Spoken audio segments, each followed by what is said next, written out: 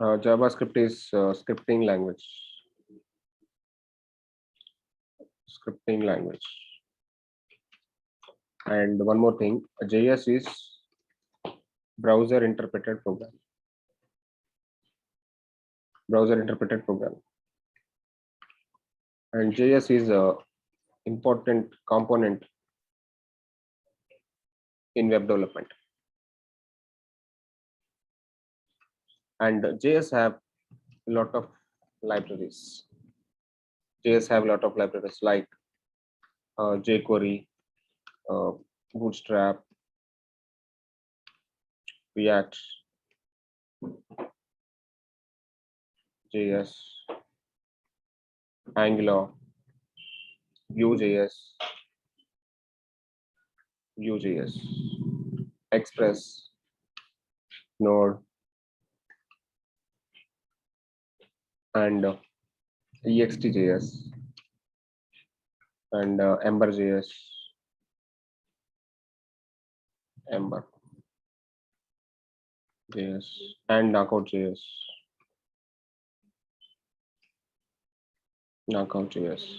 etc. See, JavaScript is having a lot of libraries and frameworks like things like frameworks.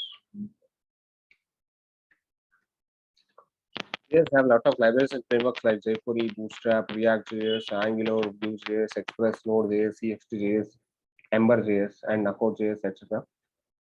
Once we know JavaScript, once we familiar with the JavaScript, you can able to move to any kind of library or any kind of framework on top of the JavaScript.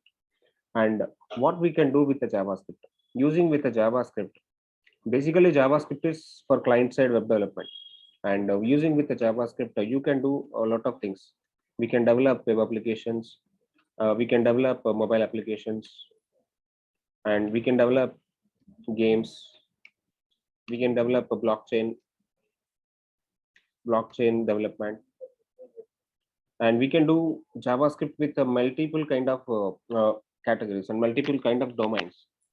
And coming to the mobile application and some other libraries like ReactNative, and one more thing is a native script, and one more thing is something like a Cordova, and something like Ionic.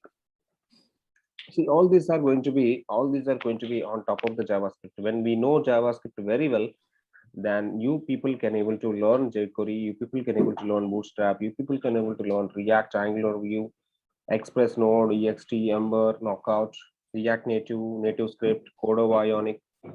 Basically, coming to the mobile application, nowadays mobile applications basically focusing cross-domain mobile development.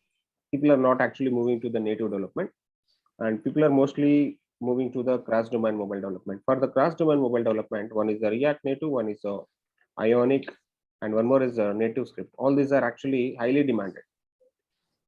All these things are basically highly demanded.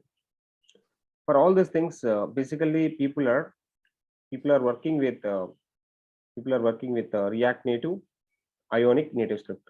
With only React Native, also people are getting jobs.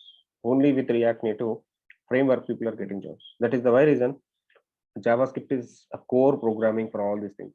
When we know JavaScript very well, then we people can move to the React Native, Ionic, native script in the part of the mobile application development also. And now I'm coming to the JavaScript basic concepts of this JavaScript. Any programming, you know, if you go for any programming language, common concepts like variables and operators, loops, conditions, and different kind of data types and different kind of functions. All these things are actually common in the JavaScript. Basic concepts of JavaScript is very, very common. And one more thing, JavaScript is very, very simple. JS is very simple. JS is very simple. And JS is loosely coupled object-oriented programming. Object-based programming,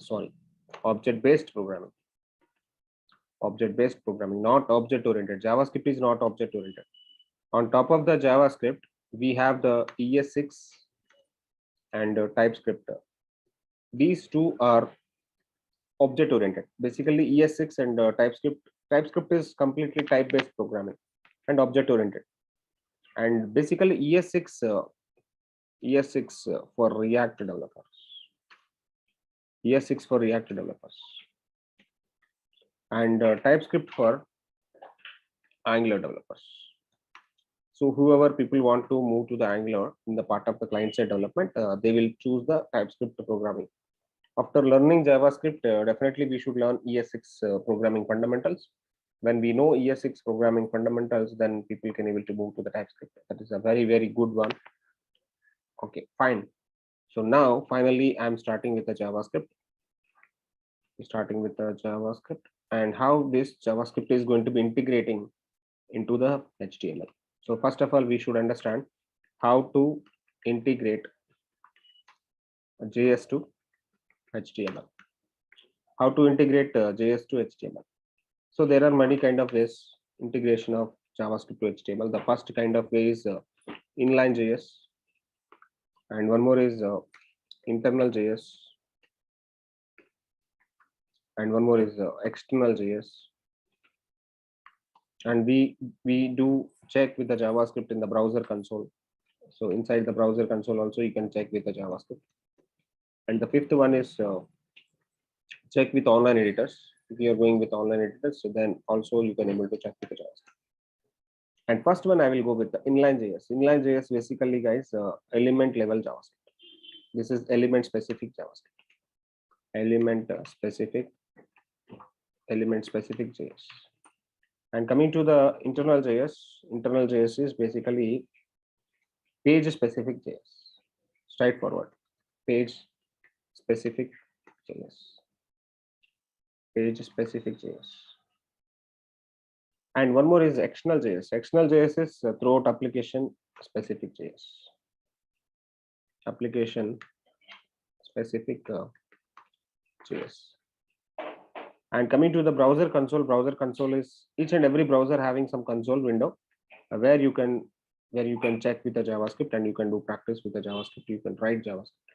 We can write JS in console window.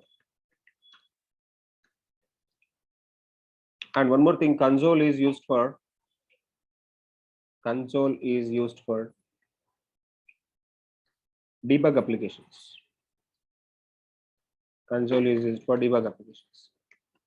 The last one is online editors, where we can use online editors. Online editors, there are multiple kind of online editors which are going to be available in the market. With all these online editors, we should have internet connection first. Internet connection must. When we have internet connection, then we can go with online editor, practice for the JavaScript. So I will show one by one. First, I will go with inline, internal, external, browser console, online editors. So let me go with the code. Let me save this. In desktop, our folder is something like this. Okay, this is going to be 7 by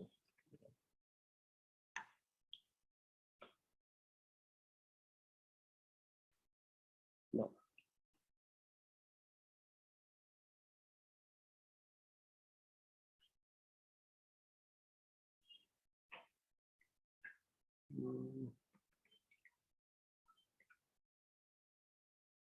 Okay, so in this I want to save the notes. That's it. Then I want to just write a program for this. Let me open the Visual Studio Code. And this Visual Studio Code, I just want to write a program for different kind of things.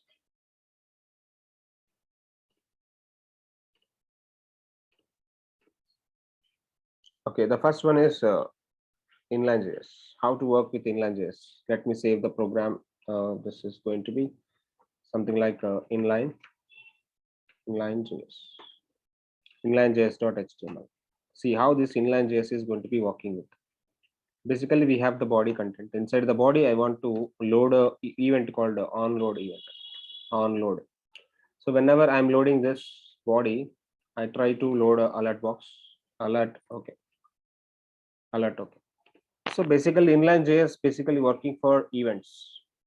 Inline JS basically working for events. So I'm writing some event for the body. That's it.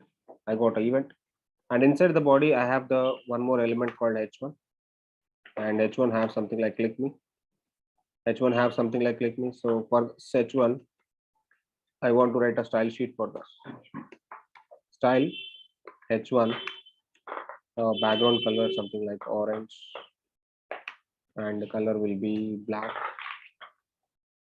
and the text line center. That's enough. Now you check it out. We have two alert boxes now. One is this one, and I want to show one more alert when I click on this h1. Then what you want to do? For this h1, I want to load one more event like on click event. On click is equal to, I want to write alert. This alert is something like h1 clicked. So remember one thing. Whenever you are writing event, we have the double quotes. For event, we have double quotes. Attribute value in the double quotes. Whenever we are writing double quotes for the value, then don't write double quotes again inside the attribute. Don't write again double quotes inside the attribute value. You have to go with a single quote. If you take a single quote outside, then take double quote inside. That's a very important thing you have to remember. If you are writing again double quote inside, it will give you the error. If I'm writing double quote again here, it will give you the error. Just don't write double quote again inside. So that's a way of working with the things, and go with a single quote, and right click on this. Already browser is running, and refresh it. Okay, and click on the click me h1 click something this.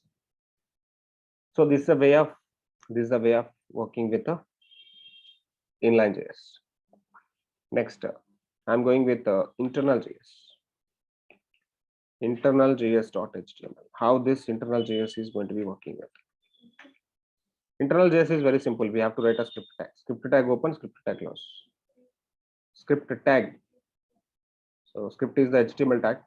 Inside the script tag, I want to write the HTML code. So this is inline JS loading. This is inline JS. Inline JS is loading. Inline or internal? Sorry, internal. Internal JS is loading. So right click on this and open the browser, and you will be see that internal JS is loading over there. Internal JS is loading over there. Now I'm trying with external JS. External JS. How this external JS will be? External JS is going to be having a JavaScript file separate. JS file separate. I want to take a new JS file that should be something like file.js. Now JavaScript file is separate file. File.js I'm creating. Inside the file.js I'm writing some JavaScript code. So that will be something like external JS is loading. External JS is loading. That's it. Now save this and come to the external JS.html. Try to access that file.js into this. Script src, then file.js. Script src, then file.js. So remember this. Script is the tag now, and src is the attribute for this. What is src here? Src is a special attribute. Special attribute to assign source. src is the special attribute to assign source. Just you have to remember this. And that particular file.js can be able to access with the multiple kind of HTMLs. If I am having 1000 HTMLs, for all the 1000 HTMLs, I can able to access the same HTML. That should be very important. You have to remember. The thing is external JS file, application specific JS. I'm writing a file.js separate one, and here I'm writing so much JavaScript code. Whatever the JavaScript code you're writing, you can able to access that one into the file.html anywhere.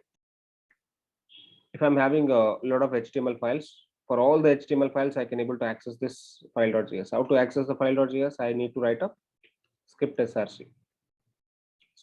And file.js we need to mention. Whatever the name you are giving, the same name you have to mention. This is going to be a script tag clause. So remember this one. This is very, very important for the external, but internal is separate. Internal is going to be having a script open, script close. Script open, script close. And inside the script tag, you can write a lot of JS code. Whatever the JS code you want, you can write it. And inline JS mostly for events. Inline JS mostly for events on element open type. And events here are attributes. Events here are attributes. We have to specify some attributes over there. So that's it. That's it about external JavaScript, inline JavaScript, internal JavaScript. Then we go with the browser console. How to work with the browser console? Let me take a new file, and this one is browser console.html. So let me open browser console. Open browser console for JS. Okay, I'm just writing this. Right click on this, open the default browser, and output is very simple. Open browser console for JS.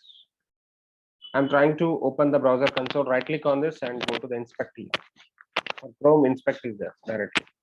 And inside the inspect, you will be having the console window. There you can write your JS code, something like alert. I'm writing alert. Okay, so I'm just writing okay here. I got the OK button. Then I'm going to be writing something like X value, and I'm writing a Y value. Y is 20, and X plus Y 30. I got 30 now. So in this way you have to follow.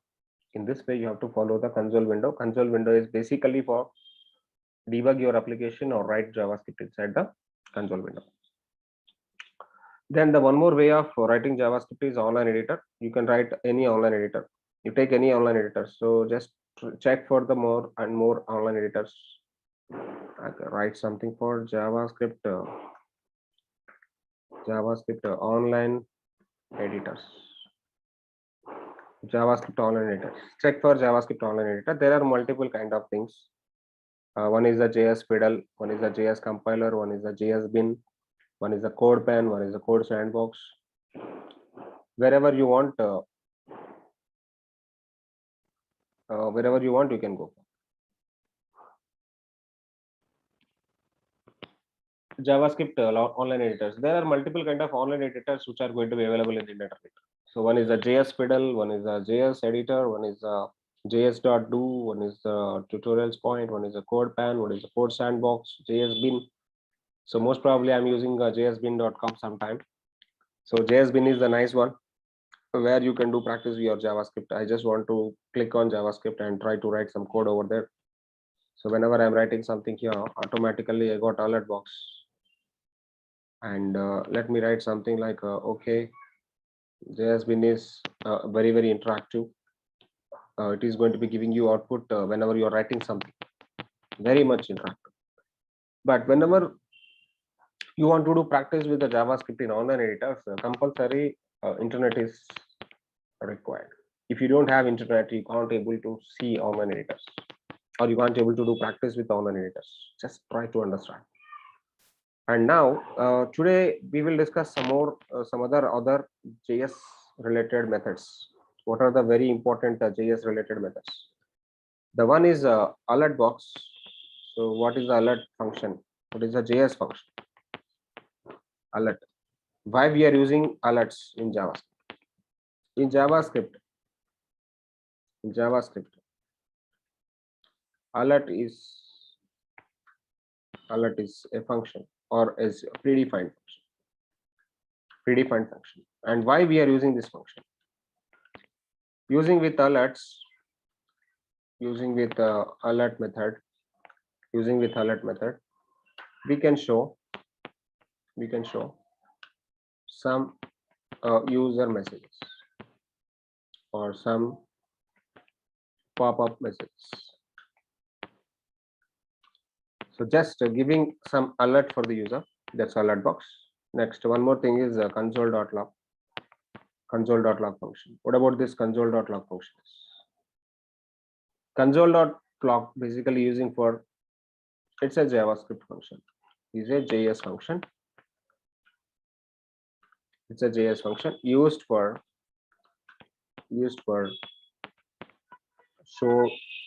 show console outputs. And console.log method will allow single quotes or double quotes, single quotes or double quotes. So it means what? Not quotes, quotes, single quotes or double quotes. So how this will be something like console.log, and inside this I can write a message hello JS with single quotes, and I can able to write the same console log with double quotes also. Double quotes nothing but this one, hello JS, welcome. That's it. So single quotes and double quotes both will allow for the console.log. Console.log is JS function used for show console outputs. And one more thing, console.log is very important. This function is very important for debug JS code. Whenever you want to debug your JS code, console.log function is very important. Later I will show. To understand the flow of application, console.log is very important. Okay, and one more method we will see now. One alert we done, one console.log we done, one document.write function. So what about this document.write function is? Document.write function is a JS function,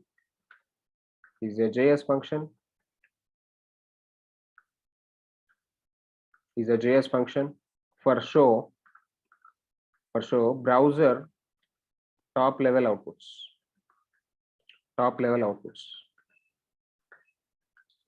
So here we can able to paste text data or element data on top of document, or we can write some element, some text, whatever you want, you can just write on top of the document. In the method only, the definition is the document.write. It means we are going to be writing some text, we are going to be writing some elements on top of the document. That is basically document.write. And we need to understand something like a DOM architecture now. So what is the DOM architecture in JavaScript?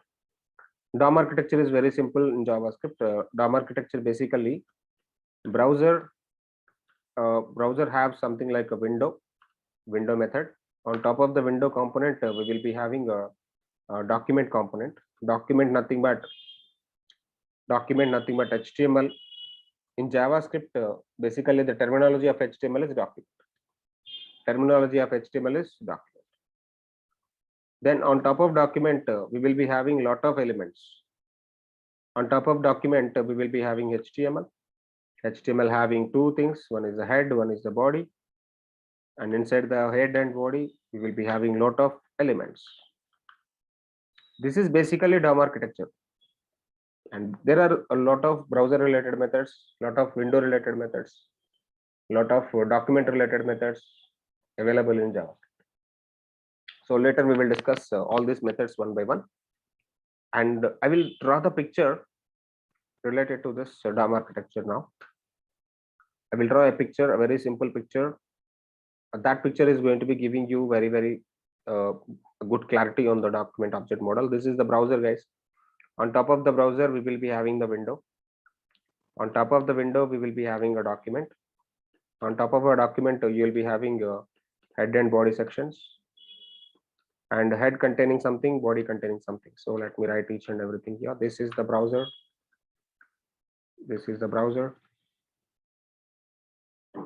On top of the browser, you will be having the window. On top of the window, we will be having the document. And here we will be having the header section. We will be having a body section. And inside the body, you will be place lot of elements. Suppose inside the body, I'm going to be placing multiple kind of divisions. And for each and every division, I'll be having a lot of other elements, forms, tables, hyperlinks, Whatever you want, you can place inside this. This is the architecture. This is the tree architecture. And finally, this architecture is called a DOM architecture. Finally, this architecture is actually called a DOM architecture. DOM architecture, nothing but document object model. What is DOM? DOM, nothing but document object model. People call DOM. DOM means very simple. DOM, nothing but document object model. Document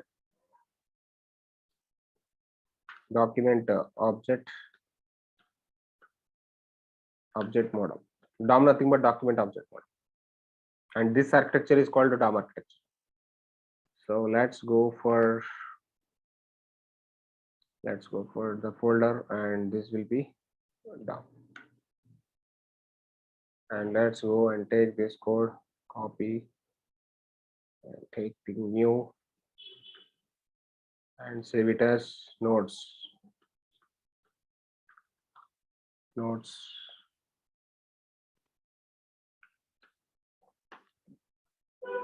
So this is the DOM, and just understand about the DOM. And let's see some program about console.log and document.write. Let's see some program about document.write and console.log. Okay, so I will write one program on document.write. I will write one program on console.log. Now, so save it. This will be console.log. Console.log. See how this console.log is working. .html. Okay, let me write some script, guys. Script open, script close, and this will be console.log. Console.log. Hello JavaScript. Hello JS. And one more thing I'm writing. One more line I'm writing. Console.log. Hello JS. Welcome. Hello JS. Welcome. That's it. And right click on the editor and open in the default browser. And I can't able to see any output on top of the document. I can't able to see any kind of output on top of the document. And just right click on this, go to the inspector. In the part of the inspector window, you will be finding some console. And there you can see the console outputs. The one is hello JS and the one is the hello JS welcome. Hello JS welcome. See, for every browser, console window is available. Each and every browser, just go with the right click and you can find out the inspect. And there inspect window, you will be find out the console button. Just check the console outputs. And now I'm going with some other thing. Why console.log is going to be better using? Suppose I'm writing simple alert box now. I'm writing alert, A capital letter. And I want to see the alert now. But I can't able to see the alert. You may think why alert is not coming? What's the problem with alert box? Immediately we are moving to the console window and check with the code of the JavaScript. The first two lines are executing. Why? Because JavaScript is interpreted program. JavaScript is interpreted programming. Interpreted programming, nothing but code executes line by line. Compiled programming, nothing but code at single time execute. But interpreted programming is code executes line by line. So I already executed two lines of the code. Then finally I got error. That error is a complicated error. What is this error? Alert is not defined. That's it. Very simple. This is not complicated. Alert is not defined. It means whatever the function you're writing, that is a wrong function. And just check with your code and change the a small letter. That's it. So this is the way of using the console window. In the real time, you will be having a lengthy code. You will be having thousands lines of code in JavaScript. There you are doing some mistakes. The browser is very important to check your outputs, to check your errors also.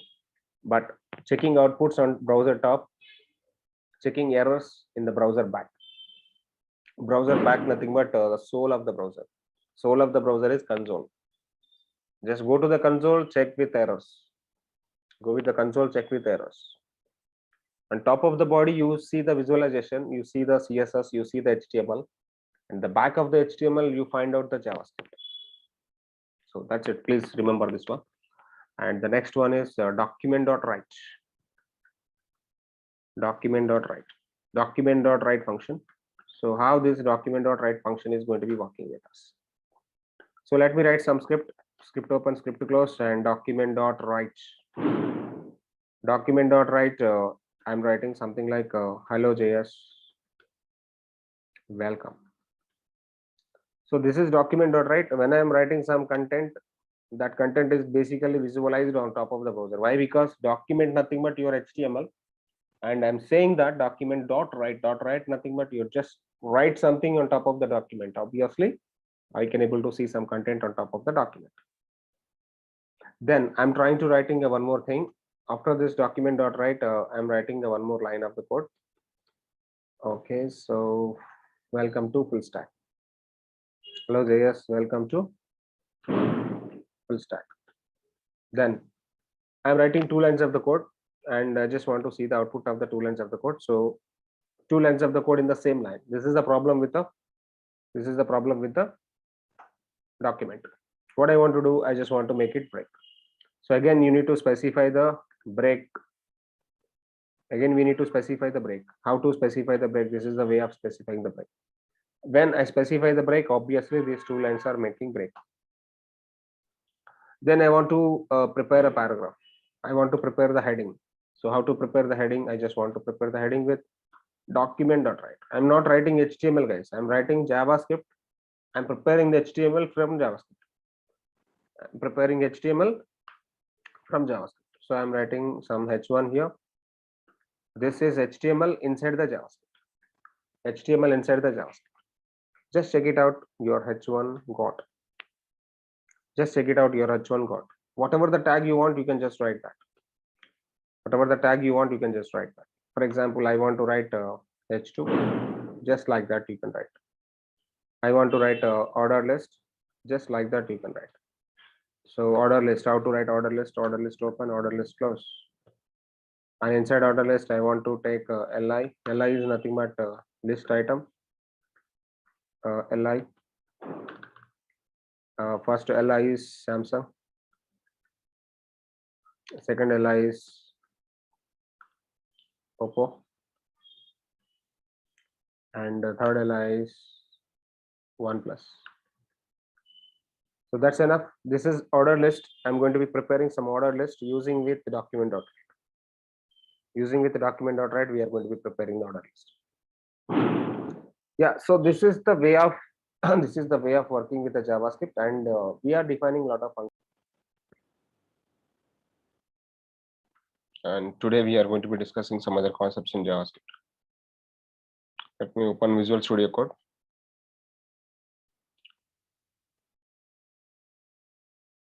So we have a lot of ways to create the JavaScript in HTML. JavaScript in HTML. There are multiple ways. The first way we done with Inline Js, and second way we done with internal JS, and third way we done with external JS, and fourth way browser console, and fifth way online editor, and finally we need to write JavaScript. So there are multiple concepts available in JavaScript, like variables, operators, loops, conditions, events, JSON data, XML data, and attribute manipulation, and CSS manipulation, date methods, string methods, array methods. So etc. There are a lot of concepts which are going to be available inside JavaScript. We will see one by one. And before going to write the programs for the JavaScript, we need to create one JS file. So let's go with a simple thing like alert box. How to create alert box in JavaScript. Alert method dot html. So let me write a script. Inside the script, I am writing alert box. Alert internal JS loading. So what about alert is? Let me write some nodes for the alert method.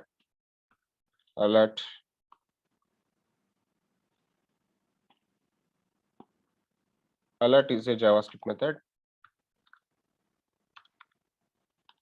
Alert is a JavaScript method which is used for show alert boxes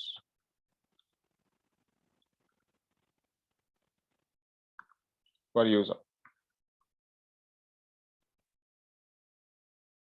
One more point. Alert method loads from browser, loads from window level. So let us have some DOM architecture. So this is the DOM architecture. Can you people see this? Top level we have the browser, then we will be have the window, then we will be having a document. On top of the document, we will be having the head and body. So document nothing but in JavaScript terminology, document is HTML. On top of the document, we are having two sections. One is the head section, one is the body section. In the body section, we will be having a lot of elements.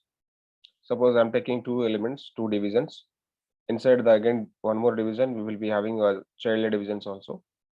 And inside this particular element, so tables, forms, whatever it may be, paragraphs, headings, all these things. But document is user visible element. Whatever the document we have here, this is the user visible element. This browser and window is not going to be visible by the user. User can able to see only document. User can able to see only document. The document we are going to be see. On top of the document, we will be having a head and body and divs and elements, whatever it may be. But behind the document, window is available. Behind the window, browser is available. Browser and window is not visible elements. So browser and window is going to be working with the console.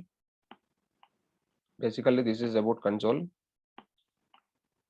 This is the soul of the browser. Window is the soul of the browser. From window, so many methods are going to be manipulating.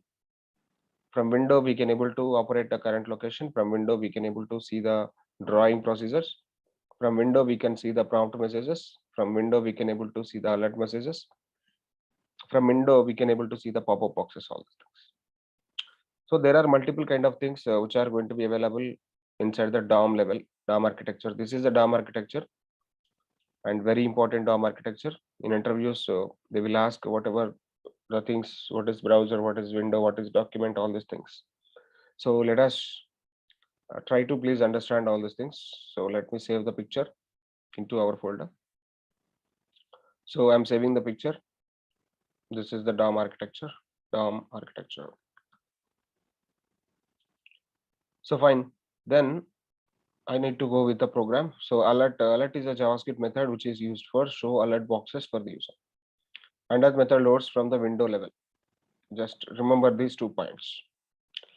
Okay, so when I execute my program, alert, I can able to see the alert box, and this alert box is loading from window level, not from document level.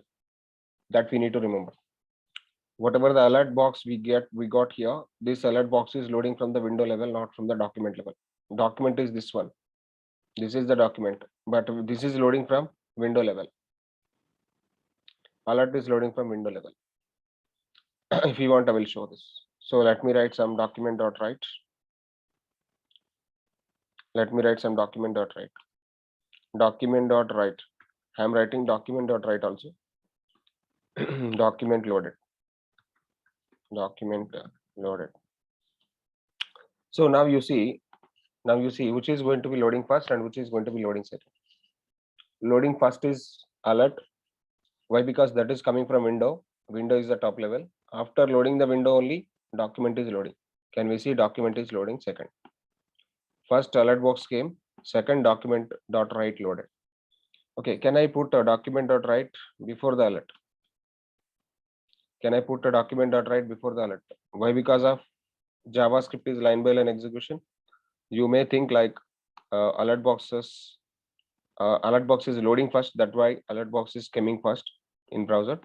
So now open the default browser. Now we can see even I'm writing document.write before line, or before line one, nothing but first line, third line. I'm writing document.write in the third line, and I'm writing document.write in the third line. In the fourth line, I'm writing alert box. Even though alert box is coming first. Why? Because of alert box loading from window. Alert box loading from window, and document is loading next. Document is loading next. This is a very important interview question. If people get remember something, always alert boxes loading first in the browser. Why? Because before document alert is ready. Before document window is ready. Window level alert box is coming. So that's the simple thing. That's the simple thing we have to remember. That is the alert box concept. The next one, let me save the notes. And the next thing is document.write. Document.write method. What about the document.write method? Document.write method is going to be printing. Document.write is a JS method which will print any kind of text, or elements on top of the document.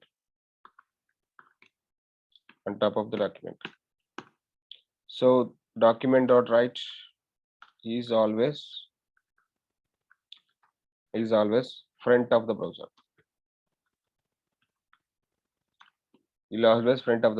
So let me write about the document.write. Let me take a new program and save it as document.write .html. So taking script now and document.write. Inside document.write, you can write with single quotes or double quotes. Document.write syntax will be like this. You can write single quote or you can write a double quotes. Both will allow. Okay, so let me take a document.write now. So I'm taking single quotes. Hello JavaScript. Next, I'm writing one more document.write. This will be double quotes. Welcome to full stack. So we are writing some text on top of the document. That is nothing but document.write. Open in default browser now. So we have hello JavaScript, welcome to full stack. Both are came. Hello JavaScript, welcome to full stack. Both are came. But the thing is, I want to take a break. How to take a break? Again, we need to write a document.write and write on top of document one break tag. Write on top of document one break tag after hello JavaScript. Okay, I'm writing again. When I'm writing this, I can able to see a break thing. Hello JavaScript first, next welcome to full stack. Both are came. So from this document.write, you can able to create elements also. For example, I want to create a heading tag. You can create a heading tag document.write. I want to create a heading tag. How to create heading tag, guys? H1 open. H1 close. H1 open, H1 close. Now you can see that Now we can see that h1 also loaded. Any kind of element you can create. Any kind of element you can create. You can create headings, you can create paragraphs, you can create forms, you can create list items, whatever you want, you can do create. Okay, for example, document.write. Let me create a list item, order list, for example. Order list open, order list close. Inside order list, I want to take a list item, li open, li close. Okay, for example, this is the HTML. I'm making copy this HTML now. Okay, finally I got ordered list. We have the order list now. In the same way, you can create an order list. See, anything you can create. Anything you can create with the document.write. So after coming to the JSON, I will tell you how to bind the data, dynamically with order list and unordered list, or with different kind of headings, different kind of paragraphs. How to bind the real-time data. Real-time data matlab, which is going to be having services. From service we can call the data.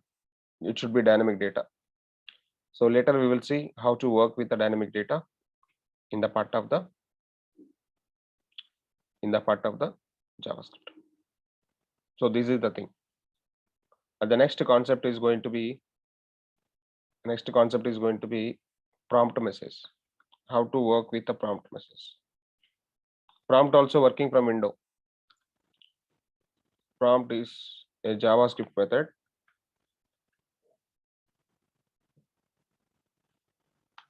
Prompt is a JS method which will take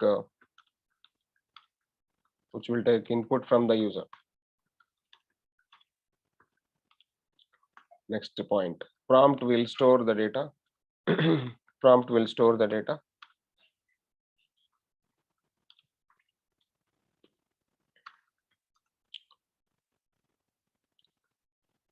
in a variable. Prompt will store the data in a variable. Whenever you want, you can just store the data and store in the variable. Okay, let me write about the prompt method. So prompt, for example, enter username. Enter username. You can put with a single quote and double quote. Both are allowed. Enter with a username. We can put single quote and double quote. Both are allowed. Next, one more point. Prompt method. Prompt will work on window. This method works from window, not from document. Remember this point. This method works from window. Next, I will write a new program. Save it as prompt.html.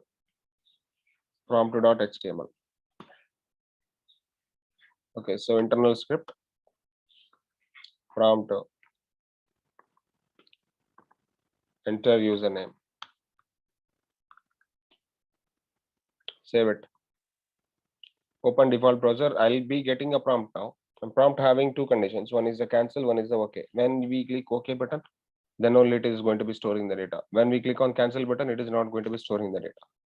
So I'm entering some data here. So I'm entering Srinivas and click on OK button. My data got stored.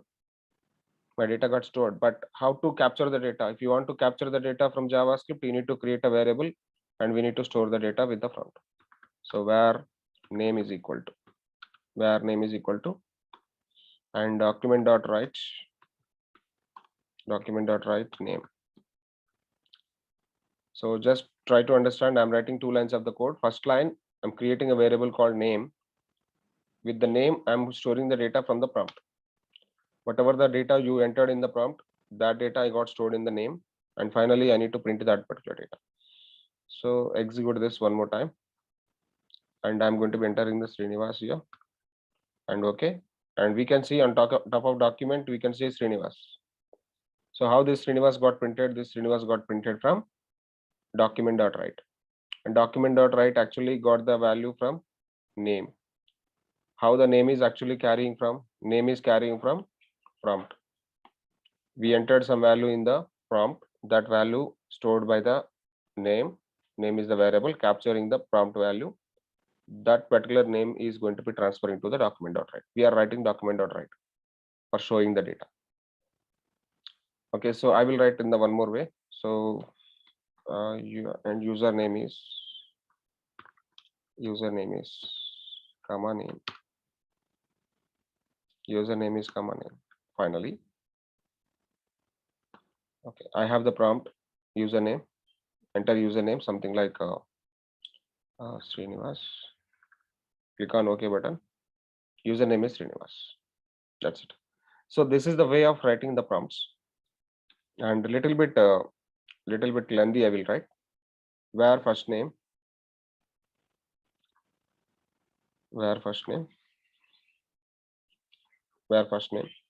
enter first name,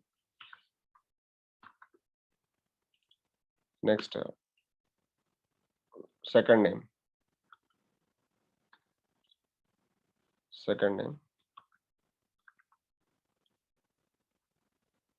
enter second name,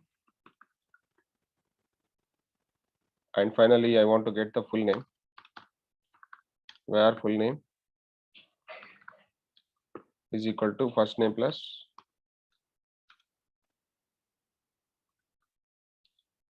last name, second name, and here in the plus I want to take the underscore, and finally I want to print the full name. Full name is full name. So what is going to be happening in the first line? First line in the prompt, first name is going to be carrying.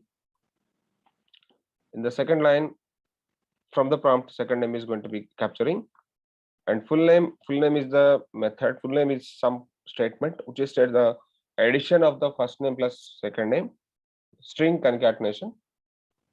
Two strings are already available. Those particular two strings are concatenating now, and we are adding one more additional string like underscore, and finally full name will be first name plus underscore plus second name.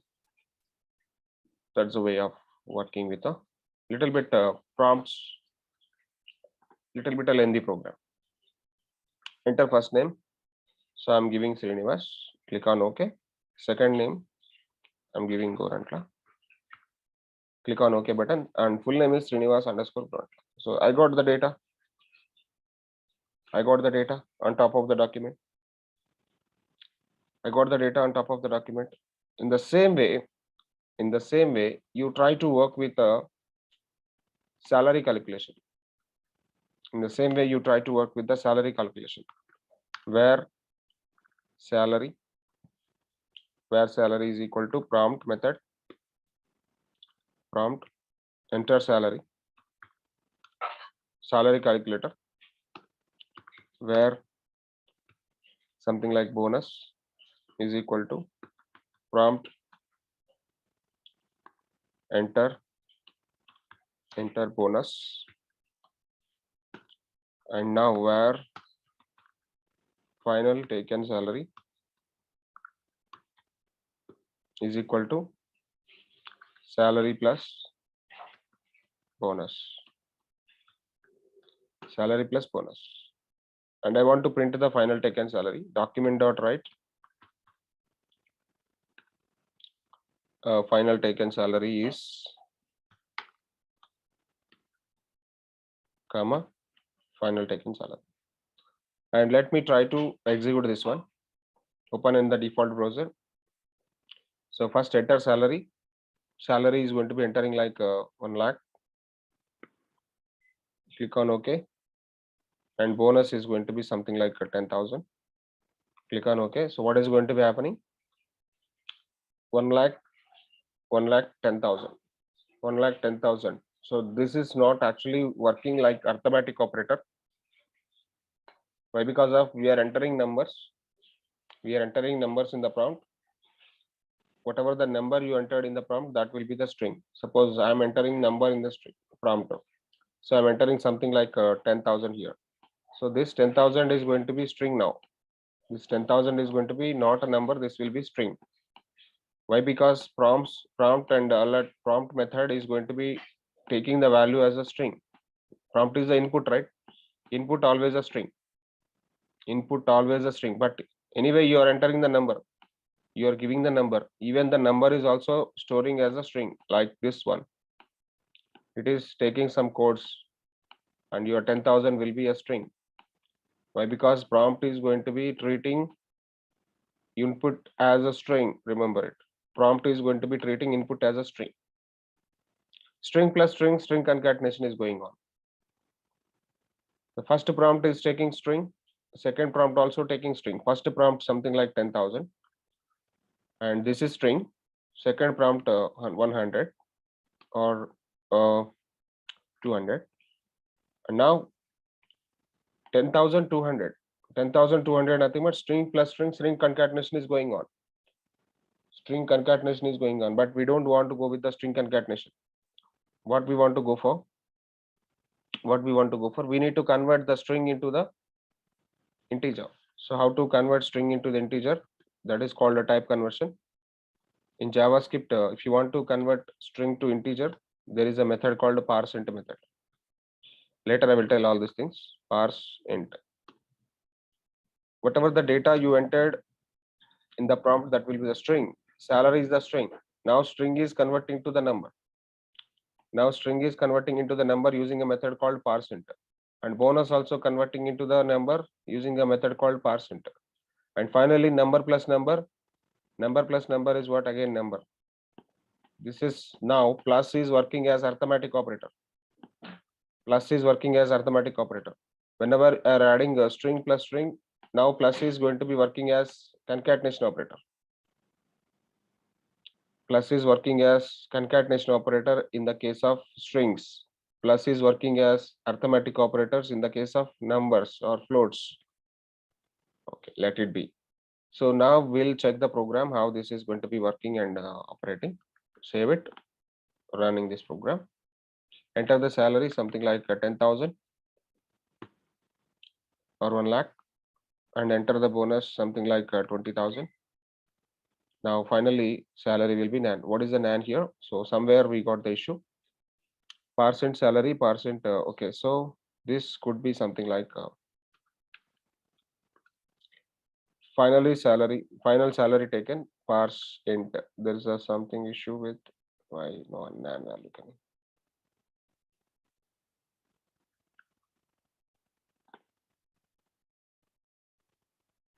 Enter salary 1,000 bonus. Now 1,100. We got it. So we need to use the plus symbol. And we need to use the plus symbol. Why? Because this is a number, right? And this is a string. Number plus string. We need to show the document.write. Make it a plus symbol. Make it a plus symbol. And this time, in the previous time, comma allowed. Why? Because this is a string, this is the string. No problem with the comma. And but this time you need to go with the plus symbol. Remember this one.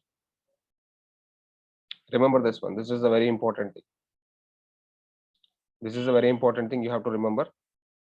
So today we are discussing some methods like alert method. What about alert method? Alert is going to be printing something to the browser. Alert pop-ups, alert boxes. Alert is working from window. Alert is loading from the window level. The next thing is document.write. Document.write is going to be writing some content on top of the document. Writing some plain text, writing elements, whatever it may be. On top of the document, I want to write something using with the document.write. And document.write is always print of the browser. And document.write will be allowed with a single quote and double quote. Both will be taken. And the next concept is we are working with the prompt. Prompt is very, very important in the real time. Whenever you want to take input from the user, and whenever browser want to take input from the user, prompts are very important. And again, prompts are working from the window level. Prompt is a method which will take input from the user. Prompt will store the data in a variable. Prompt will store the data in a variable. Prompt enter username with single quote and double quote you can work with. This method works from window. And let me tell you one thing. If I am executing this application, enter salary something like 10,000 or 1,000. Click on cancel. Enter bonus 100. Click on cancel. What is the output now? Salary taken is nan. Why? Because you are not storing the data. You are clicking on cancel button. So we need to understand one thing. In the prompt, Note point here in the prompt. Note in the prompt method, in the prompt window, we have two buttons. One is cancel, one is okay. Cancel is going to be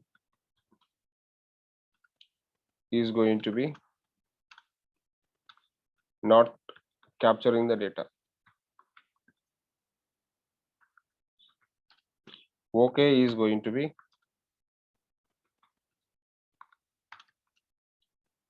capturing the data. Cancel state is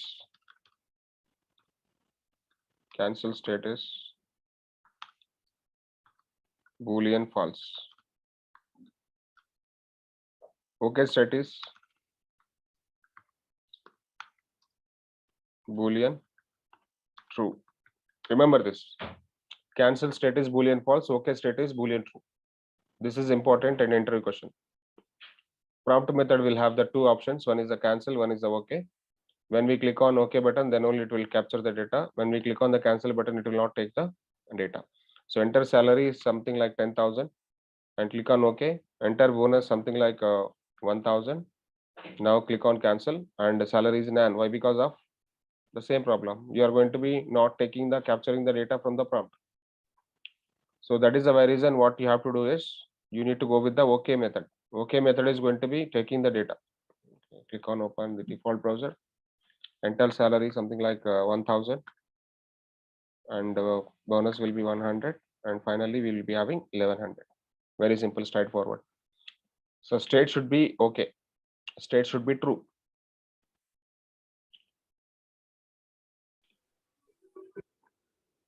Okay, so the concept is in JavaScript how to access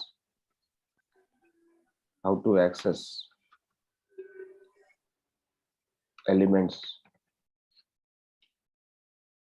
classes and ID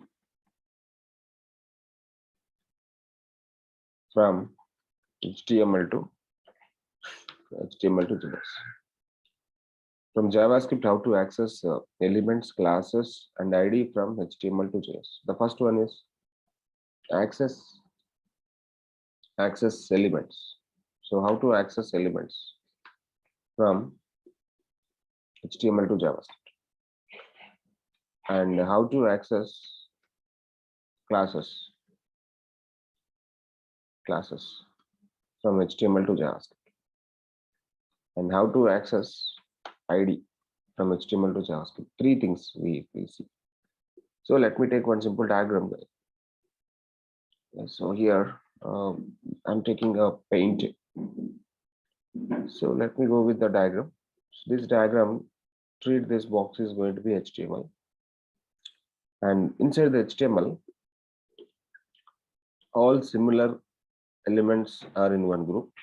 All similar classes in one group, but IDs are going to be unique.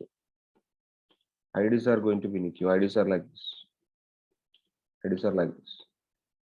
Okay, so for example, these are the different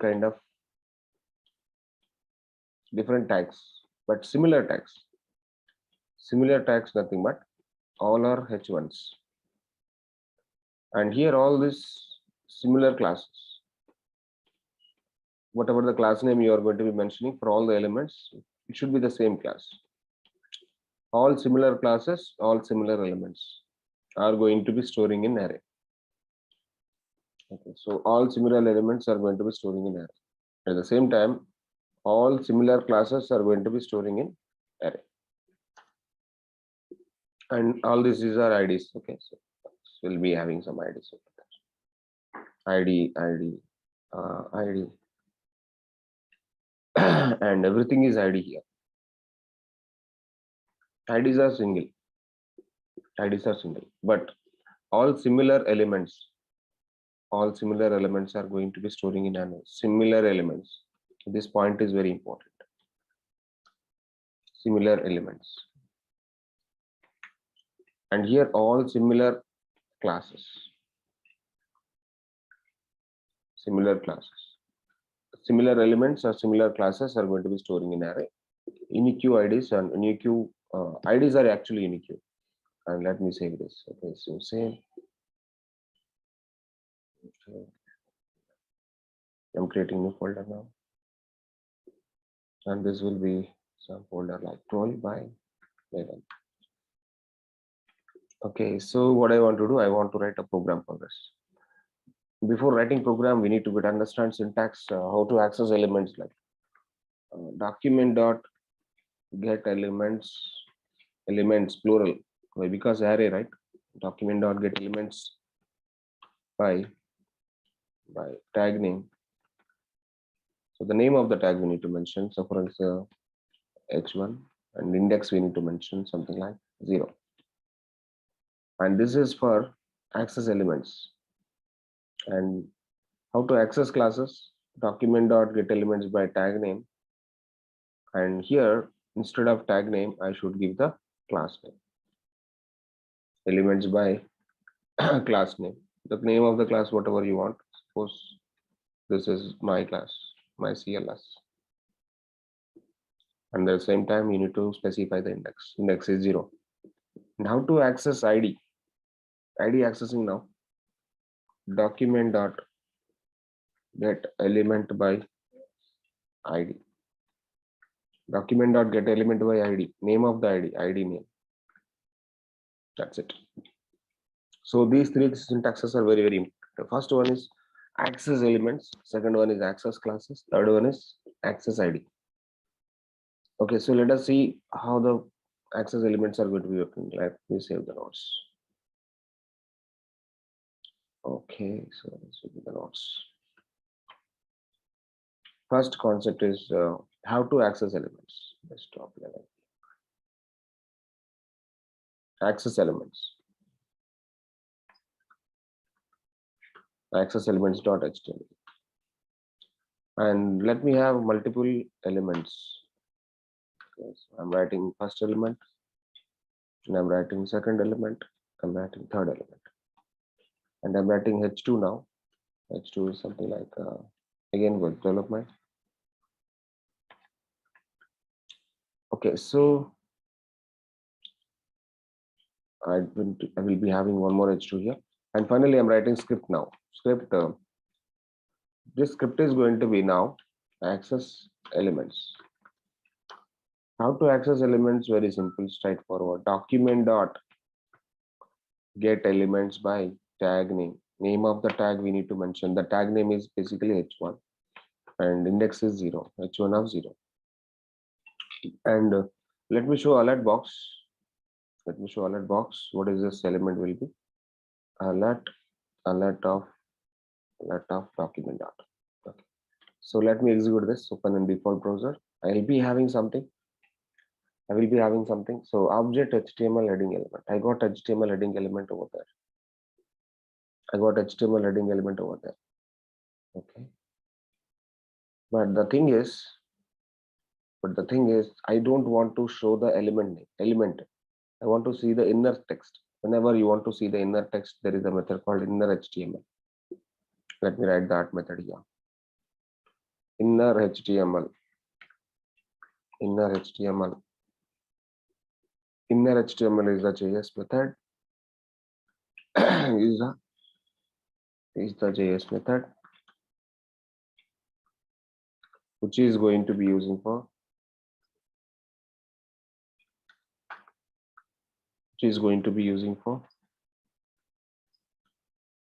show inner text of element.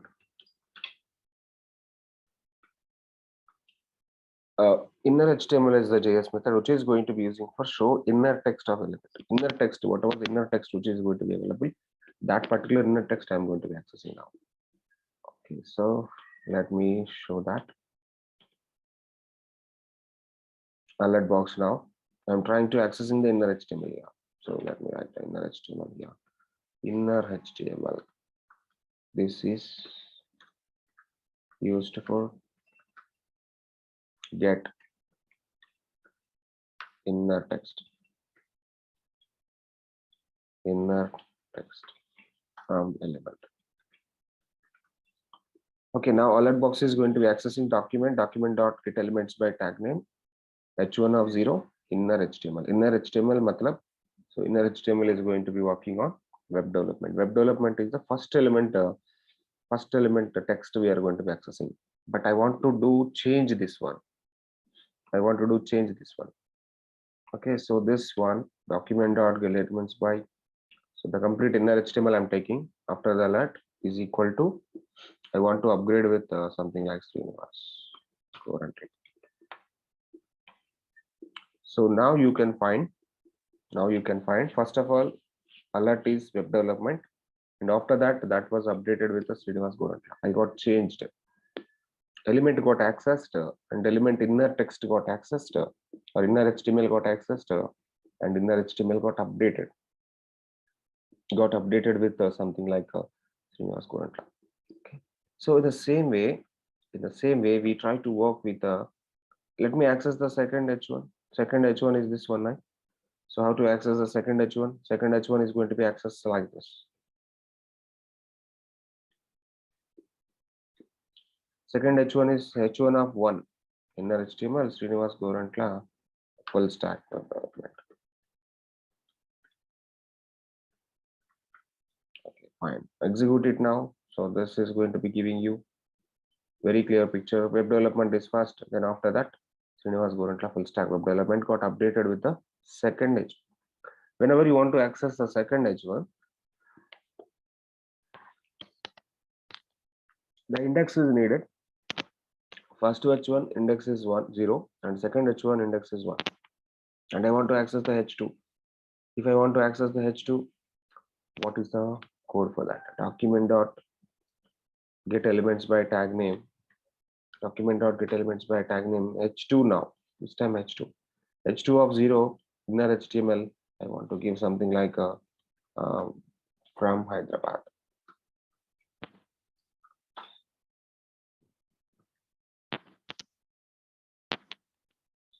Okay, fine. So let me execute it, open in the default browser. So web development, that is okay. And from Hyderabad, I got updated H2.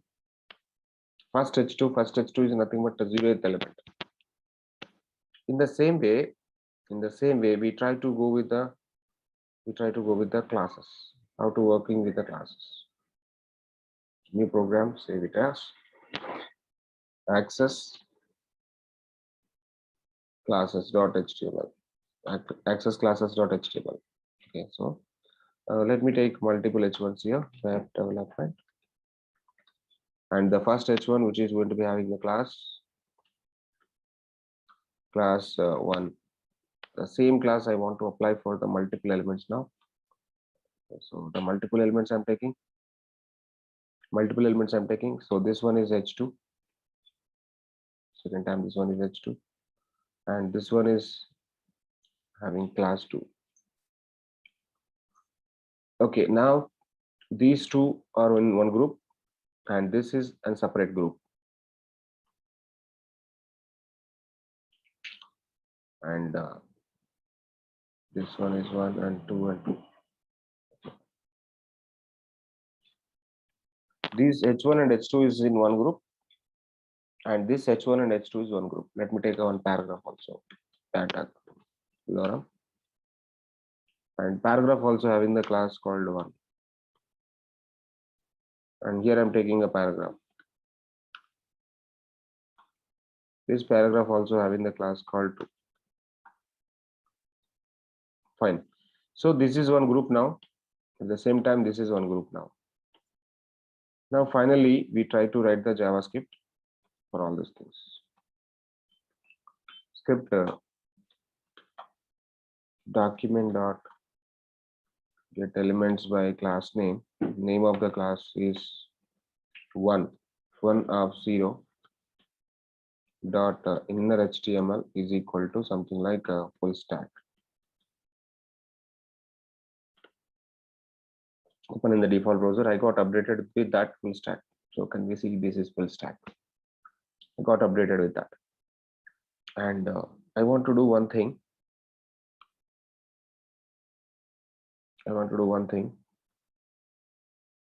Document dot get elements by tag name 1 of 0.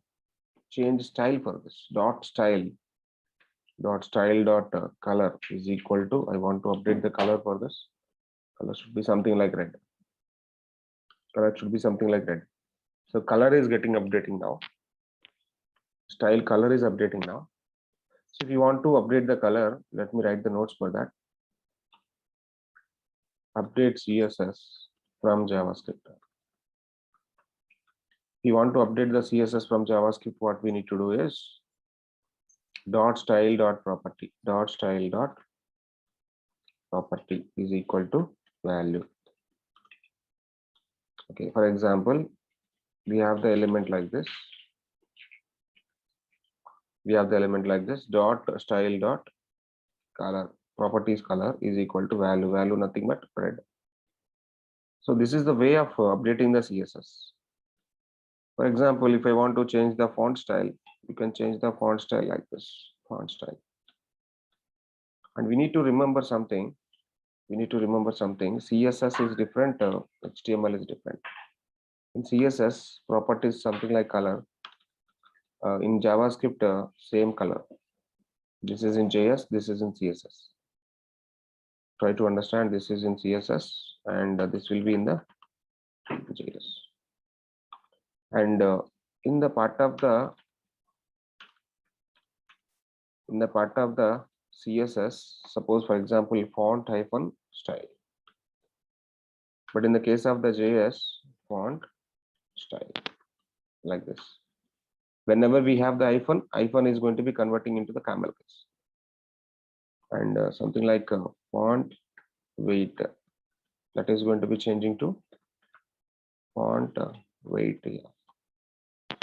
The text align, that is going to be converting to text align. See, the thing is, whatever the properties in CSS, all these properties are going to be making changes with camel cases in the JavaScript. That is the only major difference between the CSS and JavaScript about the properties.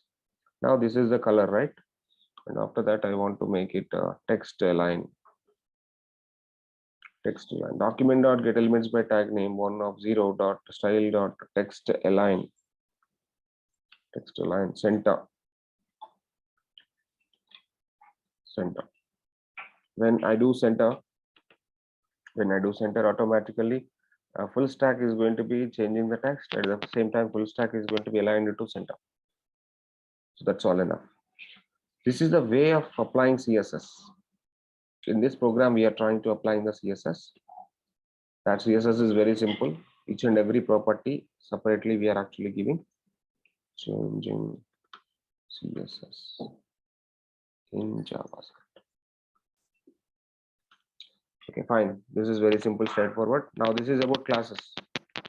What about ID? Access ID. Access ID.html. Access ID.html. Let me write some headings. Development. And one more ID. So this is having ID called 1. And this is having some ID called 2. ID 2. What my requirement is, I need to access the ID separate.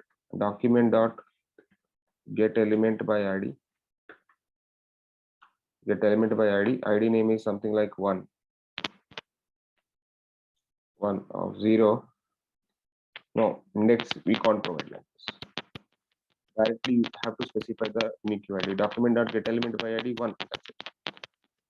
Dot inner HTML is equal to something like hello JavaScript. Open in the default browser. So I'll be having hello JavaScript over there. I got updated the text hello JavaScript here. This is the way of giving the ID access. ID access is very simple. This is not plural now. This is singular over there. document dot get element by id 1, and inner HTML is going to be hello JavaScript, something like that. I hope. And today we are going to be starting about JavaScript events. So events are very important. Events are very simple in the part of the JavaScript. I'm starting with the Visual Studio Code. In the part of the Visual Studio Code, I'm taking a new file, and let me write some notes for that. Okay, so events in JavaScript. Events in JavaScript. In JavaScript, basically, why events? Why events? And what is event? What is event? One question is what is event, and one question is why event? Okay, so first of all, what is event? Event is some set of statements, which are going to be working for some situation. So in real life, normal life, what are the events? Different kind of events in the normal life, like eating, walking,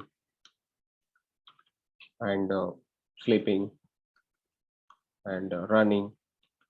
See, all these are basically events in the real time. At the same time, the human life, all these are events. Normal human life. These are the multiple kind of events. Then coming to the JavaScript. What are the events? In the part of the JavaScript, there are so many kind of events, like I'm going to be clicking on button click. I want to scroll the page. I want to do the mouse over, and do mouse out, and one more is something like focus on text box, blur on text box, and right click on element, right click on page or element, and one more is page load. So there are multiple kind of events available in JavaScript, and try to write all the JS keywords for apply event. JS keywords for apply event. There are multiple kind of keywords which are going to be available to apply the event. One is a click event, one is a DBL click event, one is a mouse over, one is a mouse out, one is a mouse move, one is a focus, one is a blur, one is a key press, one is a key up, key down, and the load, and the context menu. And these are the multiple kind of events, and scroll. These are the multiple kind of events which are going to be available in the part of the JavaScript. We try to understand how to write event first. If you want to provide event, we need to follow some rules and regulations. We need to follow some steps for an event. Steps for events. There are multiple kind of steps to apply the event. The first step is access element from HTML to JS, and the second step is add event listener method. Add event listener method on top of the element. Add event listener on top of the element. And the third one is create a event handler function for event block. So this is the way of working with events. The first step, how to access the element. There are multiple ways to access the element. Document dot get elements by tag name, and the name of the tag we can specify. Name of the tag we can specify something like h1 and of0. This is the tag based search, and one more is a class based search. Document dot get elements by class name and the name of the class. And we already know one thing: tags and classes are plural. Tags and classes are plural, but id is a singular. Singular nothing but document dot get element by id, which could be something like that id is going to be something like id name, whatever the id name you have. So just provide it. This is the first step of the events. And the second step of the events is whatever the element you got access, on top of the element we need to add a event listener dot add event listener. And this listener having two parameters, parameter 1, parameter 2. And parameter 1 is going to be event name. Parameter 2 is going to be event handler function. Event handler custom function. Event handler custom function. We need to define some event handler custom function. And the third step is very simple step. We need to execute the event handler custom function. Function, whatever the event handler you have, event handler, and that event handler is going to be executing with something like a function block or event block. What do you want to do when we do click on the button? What do you want to do when you do the mouse over on the particular element? What do you want to do when you do focus on particular text box? What do you want to do when you make a pre-press? All these things we are going to be right inside the block of the function. This is going to be a function block. This is going to be a function block. Inside the function block, we need to write the specific, whatever the specific reason what you want to do first.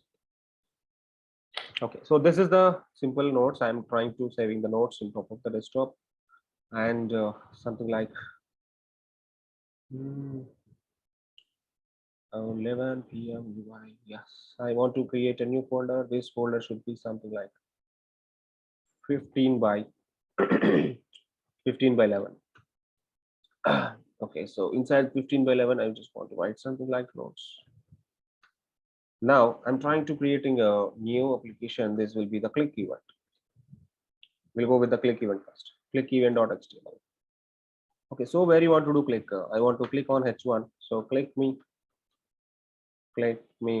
Yeah, I want to add some event on this. Script, open script to close, and document dot get elements by class name or tag name. Name of the tag should be something like h1 of 0. So this is the element, okay, where ele element is equal to.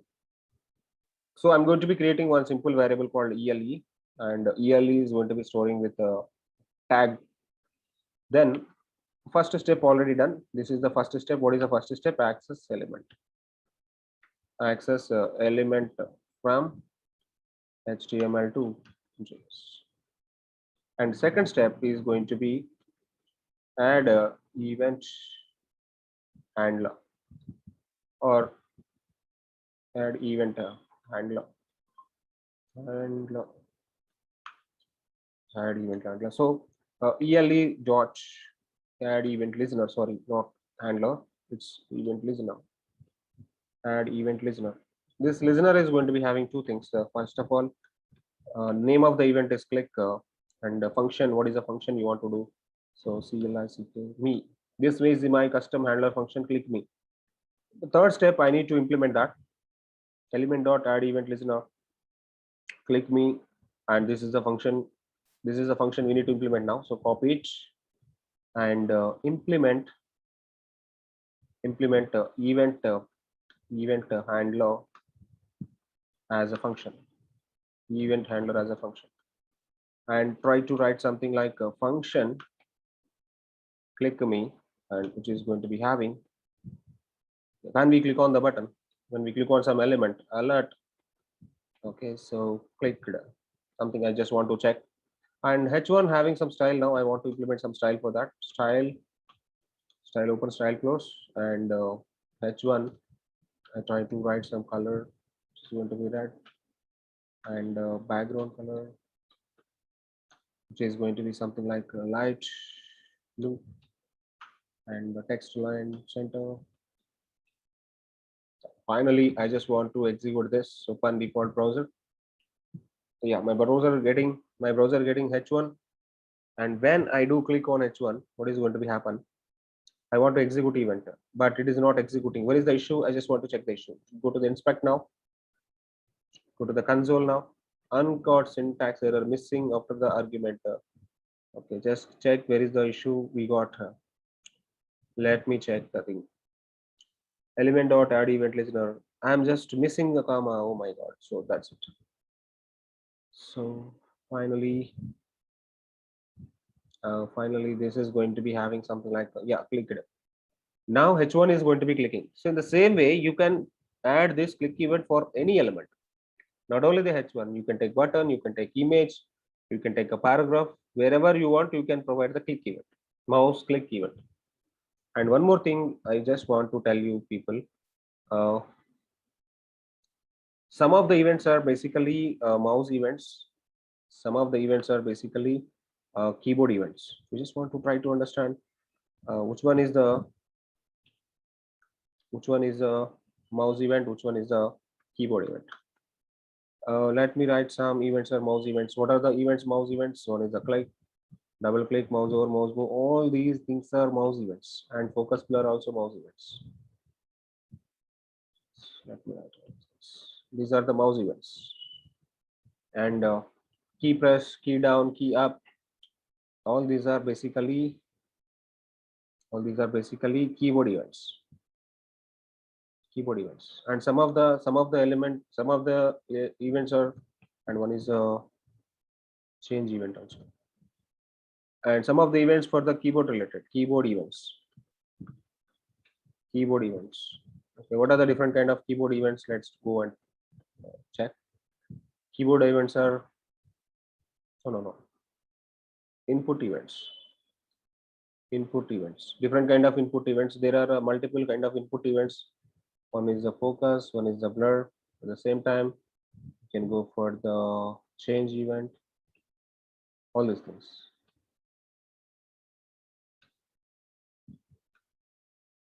Let me copy these three things now. Copy it, and input events. These are the input events basically. That's all enough. I just want to give you the double click event now. This is the click event. That's fine, working. No issues that. Now I'm taking a double click event. Double click on me. Concept is same. There is no change. Instead of click, I want to take a DBL click. Instead of click, I will take a double click. So this will be DBL click me. This will be DBL click me. And alert, this will be double clicked. This is the double click dot HTML. And finally, click is not working anyway. And once I do double click is working properly. Yes, double click. The thing is working fine. Click is working, double click is working. Now let me do the mouse events like mouse over, mouse out, mouse move. Check new program, save it as mouse events now. Mouse events.html. And the thing is, I want to do the mouse events. Add event listener. This event listener is something like mouse over. Okay. So how to apply the mouse over event? Mouse over, M over. For M over, I want to write something. I just want to do something for the mouse over now. What I want to do is just access your element, whatever it is. Dot. Let me do the background color with something like red, and text color will be white. That I will tell you why, because of this. So when I do the mouse over dot style dot dot style dot opacity. Let me change the opacity. Opacity is equal to 0.5. That's all done. So this is the mouse over event. When I do the mouse over, this should be happen.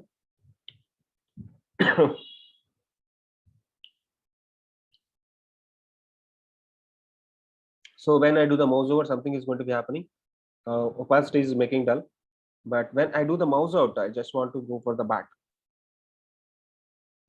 When I do the mouse out, I want to go for the back. So this will be the mouse out, and this will be the mouse out. Event name is mouse out. And whenever we are doing the mouse out, M out, and M out should be implement. And M out opacity, I just want to make it 1.0. That's it. Now I try to understand what is this mouse over and mouse out is going to be happening with. When mouse over element is getting dull, red color opacity is getting 0.5, opacity range between 0.1 to 1.0. So you should understand one thing here. Opacity in CSS, opacity range between 0.0 to 1.0. That we have to remember. Okay, so fine, that's it. And this is going to be making opacity dull. And when I do the mouse move, I need to execute some other event like mouse move. Let me take the mouse move now. Mouse move. When we do the mouse move, the event name is mouse move. And for this mouse move, I want to execute the event. Mouse move. When we do the mouse move, I want to write something like console.log. Console.log is basically JavaScript back, like a console log outputs. Document.write outputs are basically browser front outputs. Console.log is browser log outputs. So log output, I want to give mouse moving something. So open the browser, and when I'm doing the mouse move here, okay, something is having issue. M move. This is mouse move, right? Yeah.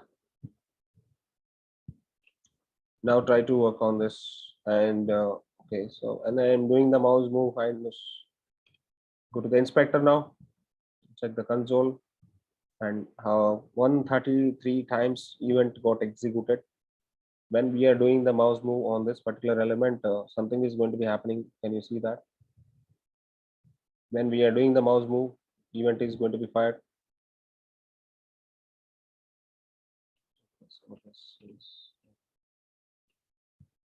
Can we see this mouse move is happening? The number is making count incremented. The same time, one more event we need to get understand that like focus and blur. Focus blur dot HTML. So how to work with the focus and blur input events? Focus and blur are input events, and placeholder. So enter your name. This will be enter your name. Something like script I'm writing. Script open, script close. Now access element first.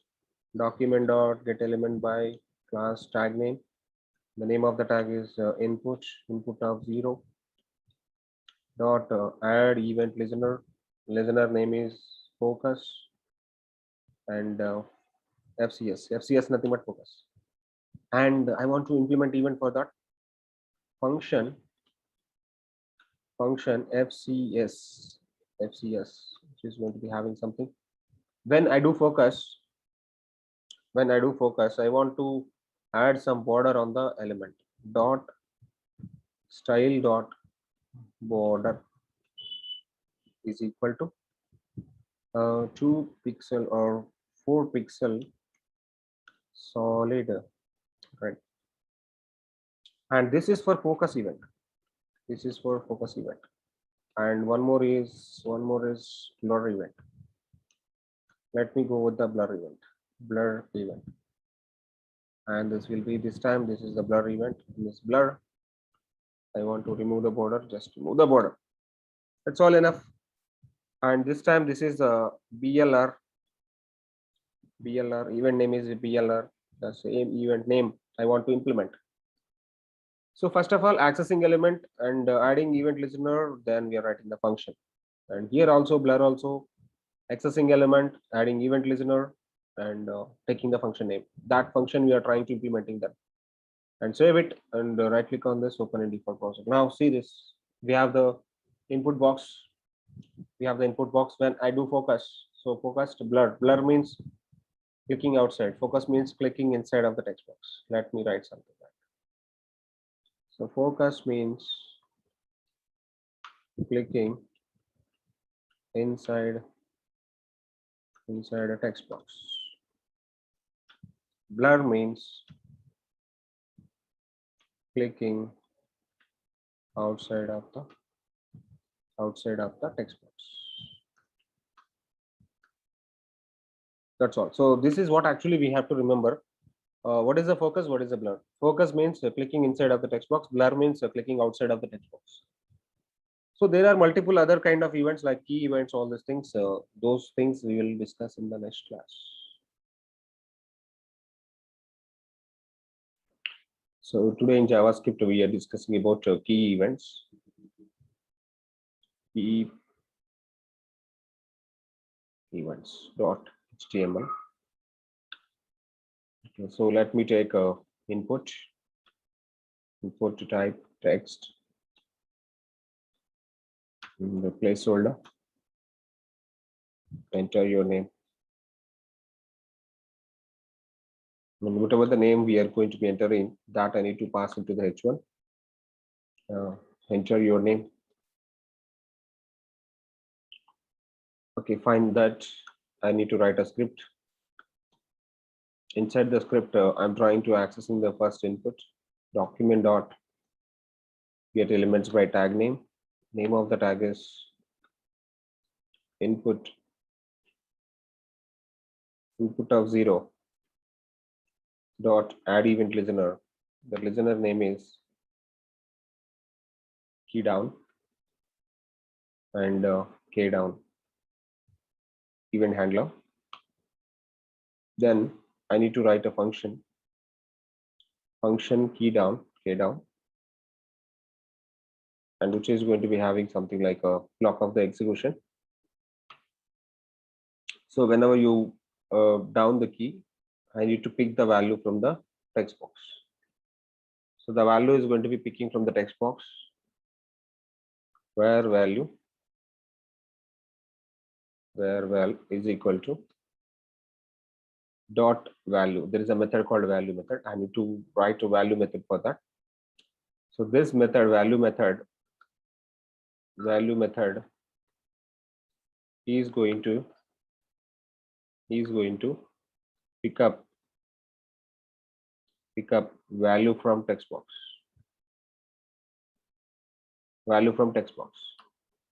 Then whatever the value we got to pick it up, that value we need to enter into the H1. So then document dot get elements by tag name. Name of the tag should be H1 of 0. Then I need to give the dot inner HTML is equal to the val I need to take. So that's it. So let's execute this. Open in the default folder. So this is the text box and the H1. I'm trying to enter in something. So SRE, so event is not passing.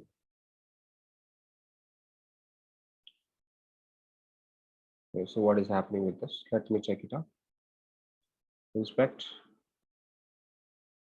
console. Okay, uncaught accepts error. So inner HTML is not properly working. So document dot get elements by tag name. That should be tag name. Refresh and SRE. So it is getting later. It is getting late. So S is not taken. So there is better, instead of key down, I write key up. I write a key up event. So when we write a key up event, this is going to be passing the value. Very interesting. So this is passing properly. Okay, so when you delete the value, this is going to be deleting from that. So working fine. This is the one key event, and another key events also same ways. And there is a one more event called change event.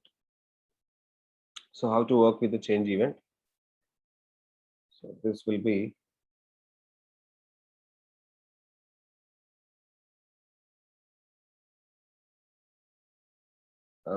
change event 7/11.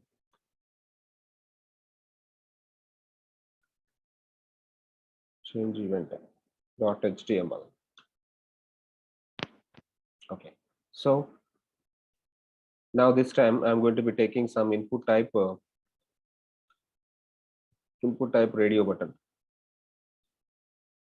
Input type radio button. And for this, select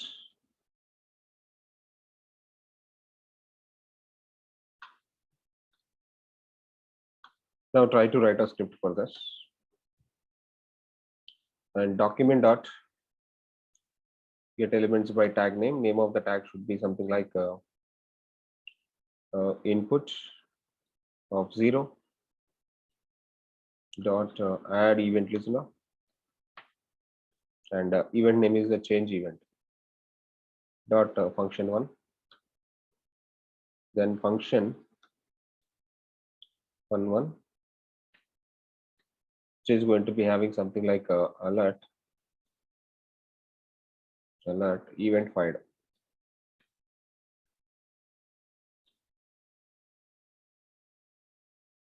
Let me check if this event is working or not. Change event is working or not for this radio button. When I get select this one,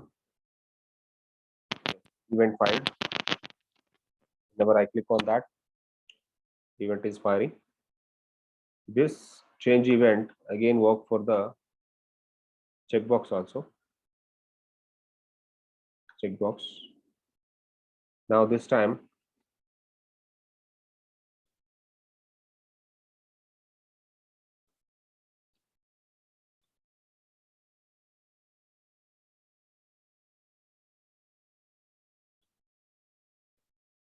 I'm taking the second input.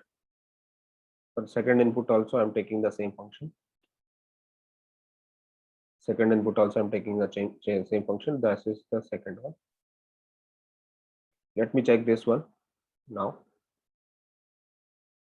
And when I select the checkbox, event is fired. And when I select the radio button, event fired. Both are same. For both inputs, I'm passing the same function. For both inputs, I'm passing the same function on event. So this is about events. You try to work out all these events. And one more thing, whatever the events we are going to be discussing, these events are actually from JavaScript. Next, how to provide event from HTML. How to provide event from HTML. From HTML, we can able to provide events. To provide events to HTML, we need to work on attributes. Attributes in element. Something like, for example, I just want to pass an event on this h1 on click. On click is the attribute over there, and I need to call a function there. This is my h1, so content of the h1, and h1 is getting closed. This is the h1. Whatever the element you have, the number of elements you can do. Suppose on mouse over, and one more is on mouse out. On mouse out, something like this. But whatever the functions you are going to be writing, those particular functions we need to write and execute. So this is the function. You have to write the function parenthesis also. Those particular functions we need to execute in the script. For example, for this I need to write a script, and inside the script we are trying to implementing the functions. Yes, anyway function should be implement. Anyway function should be implement. First function should be implement like this. In the same way, second function also need to be implement. Function 2 need to be implement, and function 3 also need to be implement. Without implementation, there is no use. Okay, so to understand all these things, let me write a quick event on this. Let me take a h1 and let me take a HTML, proper HTML I'm writing. HTML. Let me save this. Event from HTML. Event from HTML.html. Now, inside HTML, I should be having some header section and body section. Inside the header, I'm providing title, event from HTML. Then I'm trying to write in the body there, body. For body, I write an event, something like onload event, onload. I'm trying to writing alert function, alerts body loaded. Body loaded. I'm writing something like body loaded. I'm not writing a function directly, I'm writing the script for that. So body loaded, something that. And inside the body, I will be having h1 click me. On click alert clicked. Alert clicked. Yes. I want to do something now. Body loaded, and when I click on the h1, clicked. So event is firing. Event is firing. So instead of writing the alert, I want to do something. Okay. Document dot get elements by tag name. The name of the tag is h1 of 0 dot inner HTML is equal to clicked.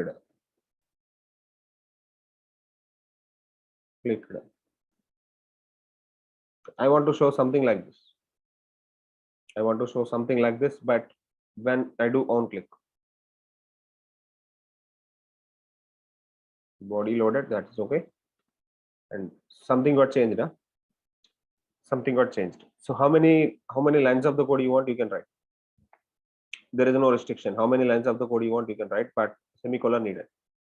This is one statement, semicolon, and another statement I'm writing. And don't confuse on this. Document dot get elements by tag name h1 of 0 dot style dot color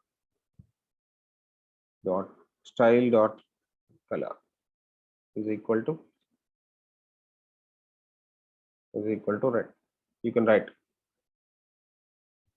and semicolon again needed. And I want to give the background color for this.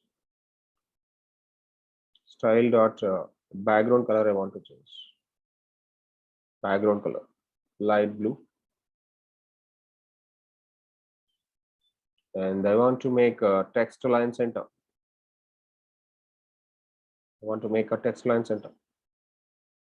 Text align center. Yeah, this is going to be happen, but we are not writing any script over there. I'm not writing any script tag, and all this is completely inline JavaScript. By inline JavaScript, we are trying to working on this is loaded, and this is a click me. When I do click me, color changing, background color changing, and the text align also got changed. The alignment of the text also got changed. This is something like event from HTML. Okay, there is another way of writing event from HTML. Let me write another h1, and this will be double click on me. And this is going to be having on DBL click. on dbl click is equal to, I need to write a function. That particular function we need to execute in the script. Call the function, implement the function. Implement the function with the function keyword, function one, function one. And inside this particular function, I want to write something like the concept is same. So again, you need to access the full thing. Document dot get elements by tag name. The name of the tag is h1. Name of the tag is h1, but h1 is h1 of 1. Dot inner html is equal to double clicked. Double clicked.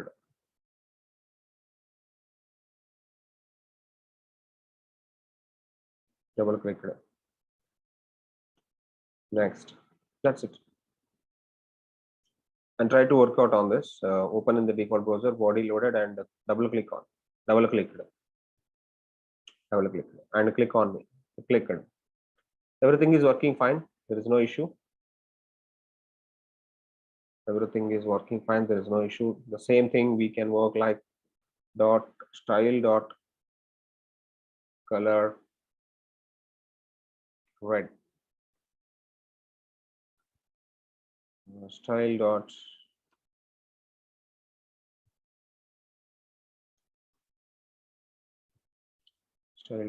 background color light green.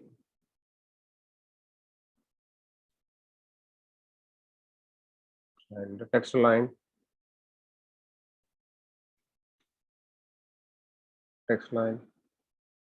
center. The same from the function I'm writing this time. The previous h1 I'm writing the complete JavaScript in the tag, but this time I'm writing the function. I'm calling the function over there. Writing the function. This function is going to be calling. That's it. Very simple, straightforward. Very simple, straightforward. Let me try to execute this. Okay, click me. That's working fine. Double click me. Working fine. So this is another way of providing event. So you try to do practice with all the events with HTML also. From HTML also you can try to work out all the events. In JavaScript, if you want to create any variable, if we want to create any variable, where is the keyword? Where is the keyword? See, in other programming languages, basically, whenever you want to create a variable, basically a is equal to 10 and float b is equal to 20.53 and something like a string name is equal to something like Srinivas. Whatever it may be, we need to define some data type in other variable, other programming languages. But in JavaScript, it is not like that. In JavaScript, whenever I want to create a variable, I need to go with the where keyword, where emp id is equal to 1001, where emp, suppose emp salary is equal to something like 20,000, where emp name is equal to something like Srinivas. This is only the reason of the JavaScript. JavaScript, the global keyword called where. No need to specify any kind of data like int, float, string, bool, like that. But in JavaScript, every variable, whatever we want to create, all the variables are going to be creating with a where keyword. And one more thing, in Python programming, when people are actually working with the Python, they understand no need to go with the where keyword also. They don't go with the where keyword directly. Directly variable name is equal to value. So this kind of programming languages basically interpreter programming languages, not compiled programming languages. No need to specify any data type and all. And Python even not no need to declare the where also in Python. But in JavaScript, we are going with the var keyword for all the data types, whatever you want to go with. And in JavaScript also, there is a one more JavaScript like ES6. In ES6, the latest modern JavaScript, if you want to define any variable, we need to use the let keyword and one more keyword called the const keyword. Const keyword. Let for variables, and const for constants. But in JavaScript ES5, we are discussing about ES5. In ES5, no need to go with the let and const keywords directly. We can go with the var keyword. So let us discuss some kind of variables now in JavaScript. And 9 p.m. 11 p.m. I want to create a new folder. This folder will be like 19 by 11. Okay, so fine. I want to give this one is notes. Let me go with the variables program. How to create variables.html. Let me go with the script. Inside the script, I want to create a multiple kind of variables. For example, where a is equal to 10. This is the kind of numerical integer type. Okay, numerical integer type. And one more is float type data, where b is equal to 10.23. This is again numerical float kind of data. And one more is where c is equal to something like a string I want to define. C is equal to, okay, where c is equal to string something like a Srinivas I want to write, and that could be possible. This is the string with single quotes. String with single quotes.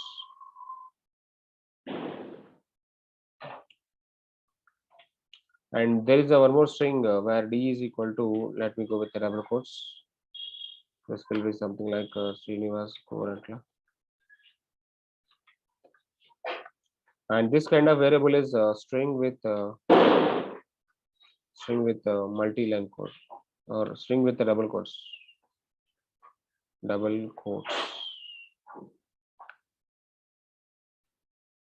String with the double quotes here and here.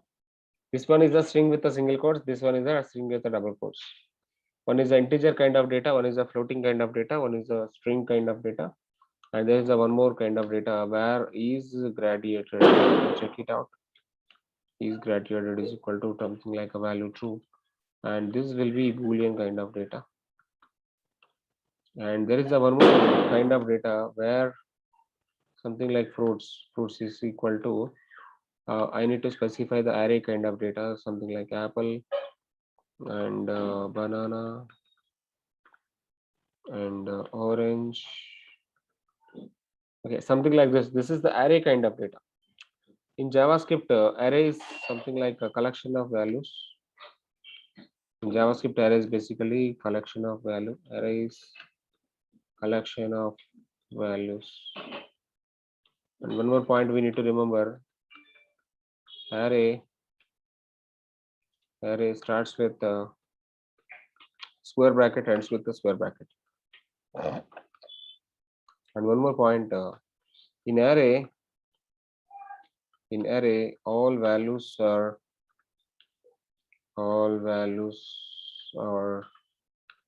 separated with a comma.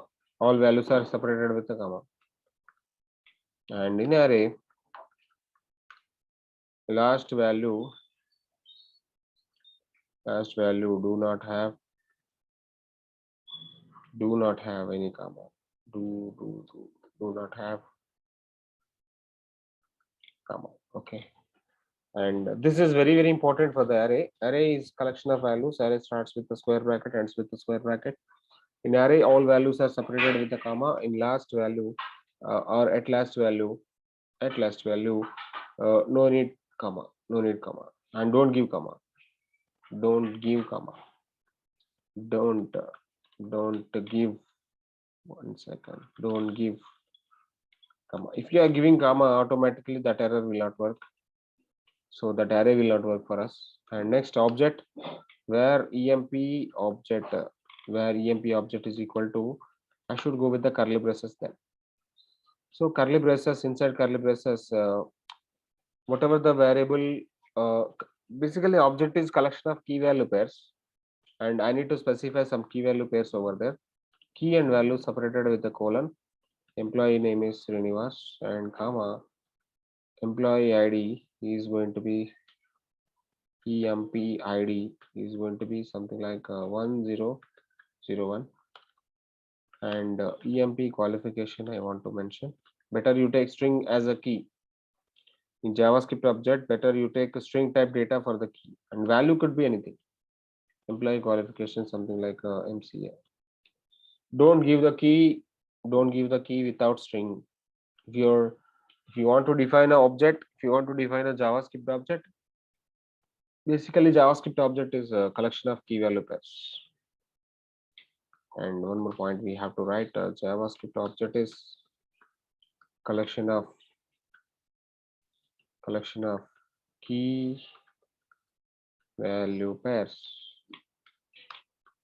and key must be string. Anytime you go, key must be string, and the value can be any kind of data. Value can be any kind of data. So value can be any kind of data means what? The value should be a integer, the value should be a number, something like float, something like string. Sometime it will be the array, sometime it will be the object, sometime it will be the null. Whatever it may be, we don't care about it. But object is collection of key value pairs. Key must be string and value could be anything. So that we need to remember, that we need to get understand. And these are the multiple kind of data types we are going to be having. Let me print all these data types. Document.write is equal to, I want to print the A, and I need to specify the break. Document.write break also. So this will be the break, right? So let us have these two lines copy and give for the numerical, give for the string, single quoted, double quoted, and give for the boolean, give for the array, and give for the object also. For each and every variable or data collection objects, we are trying to writing one simple example. In this particular example, what I'm trying to doing is, this one is the B is the floating kind of data. I want to update the B, and I want to update the C here. That's it. There is no rocket science over there. I just want to replacing my variables with the related variables. Why? Because of that. Okay, so document.write, where do I going to be printing? This will be fruits, huh? So this will be fruits. And object, where is the object? Object will be employee. I want to print the EMB object over there. No, that's not complete one. Not complete one. So this much. Take EMP object over there and put inside the document.write. And finally, see this output. So we have the multiple outputs. The first one is integer. The first one is integer, second one is float, and third one is string with single quotes, and one more is a string with the double quotes, and one more is a boolean. One more is a boolean, string with the double quotes, and one more is a boolean. We are going to be discussing with arrays and objects. This will be the array, and this will be the object. And if you want, I will write a comment over there. Array object. Okay, fine. End of the day. What we want to do is, we are trying to using these variables in our real-time program. In our real-time program, we are trying to using these kind of data types. Suppose I want to receive the data from server to client. The data transmitter is JSON, and JSON having two kind of formats. One is the object, one is the array. Okay, so we are trying to working with arrays and we are trying to working with objects. Then you can able to convert your JavaScript, sorry, JSON to JavaScript very easily, very easily. So this could be very important. Okay, so now you may see the output. The first one is the numerical value, and second one B is the floating value, and string C is the string value, and one more is a string. Then D is what? Something like 10. Where is the 10, guys? So why 10 is coming? Srinivas, go ahead. After that 10, why 10 is coming? I just want to show the graduation, right? That's the problem. So is graduated true? Then apple, banana, orange, I got it. And one more is object. Object also got printed. Object also got printed. Object got printed with object. Okay, now you may ask a question. How array and index going to be operating with? So array is index based search, and object is key based search. Try to remember this. Array is index based search and object is a key based search. Okay, if you want to fetch the value from the array, how to fetch the value from the array? Very simple. I have the full array now, but I want to fetch the 0th index of this particular array. I want to fetch the 0th index of the particular array. Then what I want to do, I need to specify the index name. I need to specify the index name. Fruits of 0. What is the fruits of 0? Then you can able to see. And if you want, you can print the breaks for each and everything. Print 1, 2, 3. How many members are there? Okay, so for that indexes I'm going to be accessing. Indexes I'm going to be giving. Now see the output, guys. You'll be having a lot of apple, banana, orange, and undefined. We got undefined, nothing but what? We don't have the third index. Only we have apple, banana, orange. Apple in the 0th index, banana in the 1 index, orange in the 2 index. We have only 3 index values. So those particular 3 index values I got retrieved. And coming to the object, if I want to fetch the value from the object, very simple. And I want to fetch the value from the object. How to fetch the employee name? emp object dot.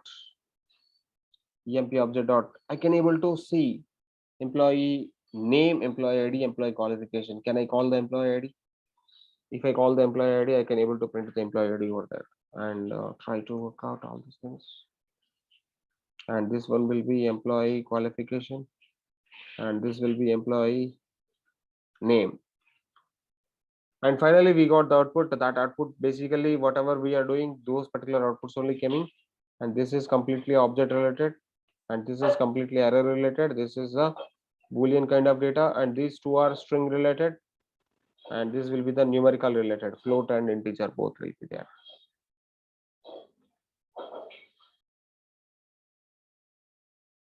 JSON is JavaScript object notation, and JSON is basically using for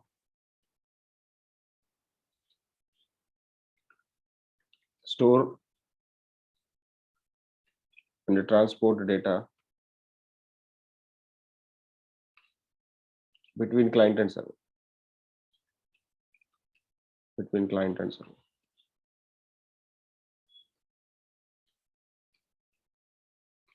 And JSON is not programming. JSON is not programming. And JSON is simple syntax.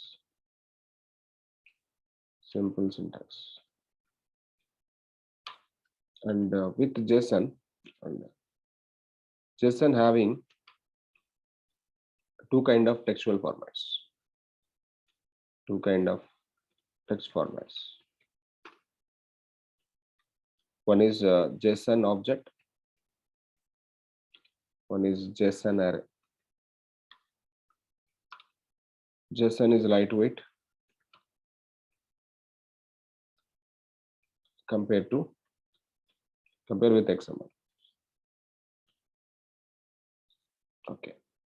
Now, what is JSON object? How JSON object will be? Let me write something like JSON object syntax. This is a JSON object syntax. JSON object syntax. And let me write some points for the JSON object. JSON object is started with curly braces, closed with curly braces. And JSON object is collection of key value pairs. JSON object key must be string. Key must be string type. JSON object value can be any kind of data. Any kind of data. It means what? Value can be a number, string, boolean, array, object, etc. Okay, syntax will be very simple. So key colon value, comma key colon value, comma key colon value,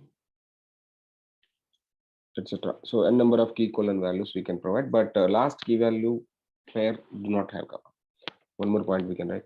JSON object each and every key value pair, or each and every key and value separated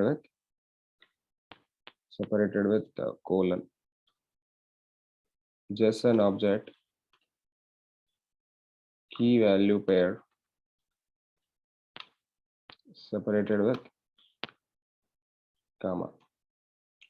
Last key value pair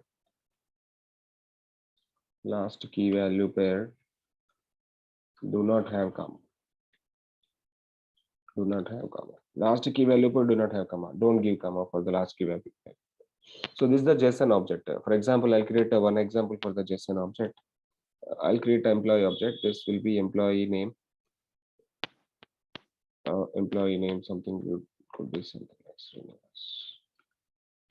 And employee ID. Employee name must be string, and that will be the double quotes, not single quotes. And employee ID 1001, and employee qualification, so MCA. So this is the object, a JSON object syntax. Next, we will be having the one more thing, JSON array. What is JSON array? How we can define JSON array? JSON array is collection of values, and JSON array value can be any kind of data.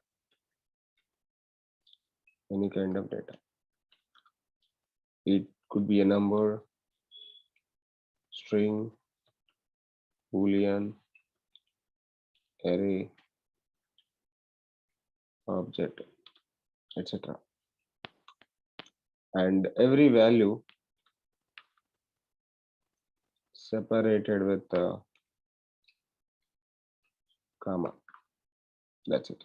Okay, let me write a syntax of the array. Syntax of the array should be like this. And let me go with the number, comma, string, comma, array, comma, object. So it could be like this. Okay, one more example I will write for the JSON array. Let me have the example. Example will be like this. Example will be like this. I'll be having objects inside array. This is the first object, and this is the second object. This is the third object. Any number of object I can able to place. Last object do not have comma. First two objects we have the comma separated. Last object we don't have any comma over there. And this is about Json array. And finally, the thing is one more important point we need to remember. Note point. Note point. Every JSON file saved with .json format. Every JSON file saved with .json format. Either it is object or array. Every JSON file is going to be storing with a .json format. You should remember this. Okay, let me create one object file, JSON object file.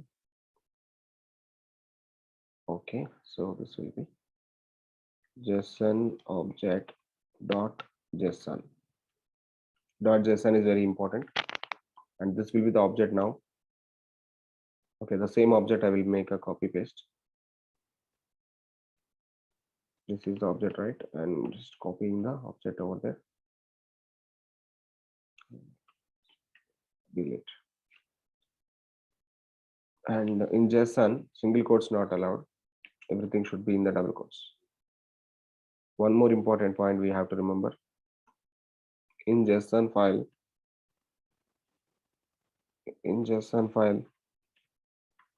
string will not allowed single quotes. String will not allowed single quotes. But other programming like JavaScript or Java, Python, wherever you go, in programming languages, string allowed single quotes. But JSON file, string will not allow single quotes. Only double quotes you have to give. Single quotes not allowed. In JSON file, strings will be in double quotes. In double quotes only. Okay, this is the very important thing we have to remember for the JSON file. Okay, so now we will go for the object format. This is the object. Object is going to be saving properly, and MC double quotes. Employee name is the key, and this is the value. So this will be the key value pair, key colon value. This is the key value, and here it is also key colon value, and here it is also key value pair. Everything is key value pair. Everything is the key value pair over there. So we have to remember all these things. The file comments will not allow. This is not JavaScript comment. This is basically JavaScript comment, and JSON comments will not allow. Okay, let me check this JSON is the right JSON or wrong JSON. Control A, Control C, and there is a website called Json Validator. There's a website called Json Validator, jsonlinted.com. There you paste your JSON content and click on validate button. We will be having the valid JSON. So JSON file is the valid JSON. We don't have any issue with the JSON file. And let us go with the JSON array now. And save it as JSON array.json file.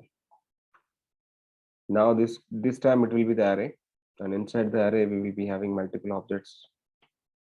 We copy this object, put inside the array, comma separated objects. Okay, fine. And this will be again JSON file. This is just Srinivas, this is a Venki. This is something like Suresh. 1001, 1002, 1003. Fine. I just want to check either it is right JSON or wrong JSON. Again, go to the jsonlinted.com and paste all the content. Validate JSON. Okay, let me check. Yes, this is a valid JSON. We got a valid JSON format here. So we don't have any issue with the JSON file. End of the day. every time what we need to do is, if server is going to be sending some data to you, the data is in the form of JSON. First of all, we need to check the JSON is the right JSON or wrong JSON with API. So let me show multiple kind of JSON APIs in the internet. Let me check for the JSON sample API.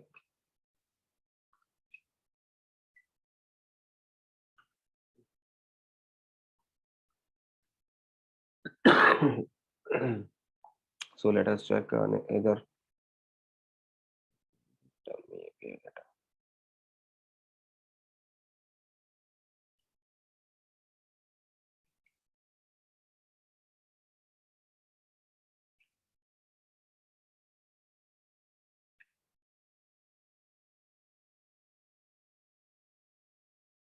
We take some REST API.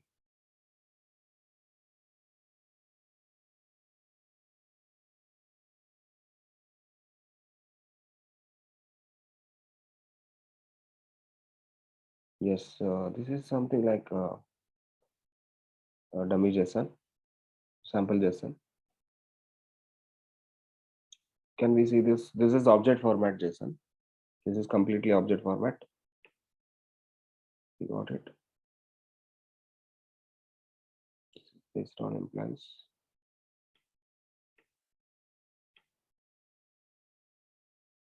Let me copy the complete implies here. This is the JSON data. Let me go and check.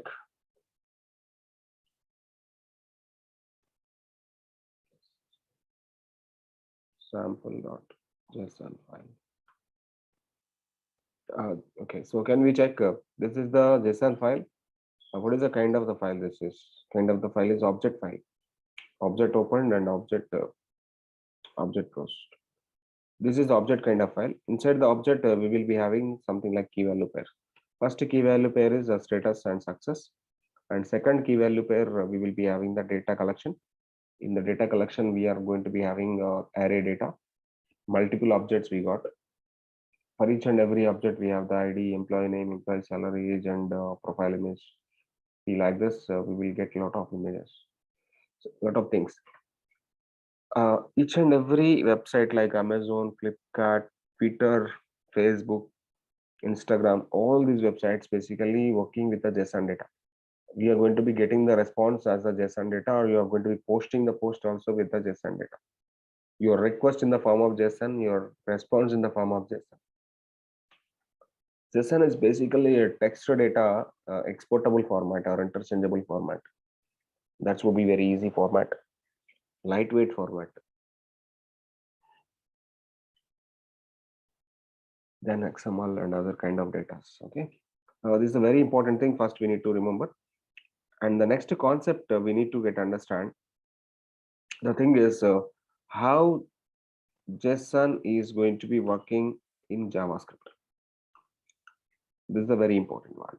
The thing is, I want to send the data from JavaScript to JSON. How to convert data from JavaScript to JSON? That is the one case. Another case, how to parse the data from JSON to JS. Why? Because of in the real time, whenever you want to work with the client server architecture, you have the JavaScript here in the web page, and you have the Python in the server side or Node.js in the server side. Okay. In between, I want to export the data or interchange the data between the JavaScript and Python. So whenever you want to interchange the data between the JavaScript to Python, we have the mediator. That mediator is called the Json Mediator. Whenever you are going to be sending some request from JavaScript to Python, you are going converting into the form of JSON, and JSON is going to be sending to the Python. And again, whenever you are receiving the data from Python to JavaScript, Python is sending the data with API, that API in the form of JSON. And again, that JSON is going to be parsing to the JavaScript. This is called sending request. This is called taking response. Whenever you are sending request, one method we are going to be using whenever you are converting JS to JSON, we are going to be using one method, json.stringify. Json.stringify. There is a method called json.stringify. I'll write that stringify. Stringify. Json.stringify. And whenever you want to convert your JSON to JS, there is a method called json.parse. Json.parse method is called parse. One is a json.stringify, one is a json.parse. Json.stringify is stringifying JavaScript to JSON, and parse method is going to be parsing JSON to JavaScript. So these two things we have to understand, very important and very simple. And let's do some other programs on this particular stringifying and parsing methods. Here we have to use the method called json.stringify. And here we have to use a method called json.parse. Json.parse. These kind of two methods we need to use important. And then we will see some other kind of programs on the top of this particular JSON and all. Okay. Yeah, Json or no? Okay, so We start Json. We started JSON.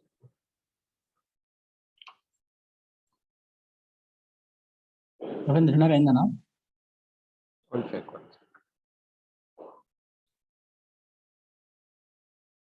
Yesterday we started about the JSON files. What is JSON? How to work with the JSON and all. JSON basically JavaScript object notation. And what is the use of the JSON is very simple. JSON is using for store and transport data.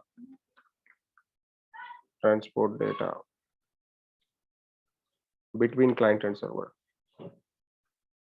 We already discussed about this. And one more, JSON have two formats. JSON have two formats. One is object notation. One is array notation. One is object, one is array notation. So we already know that object is going to be having curly braces open, curly braces close. And array is going to be having square braces open, square braces close.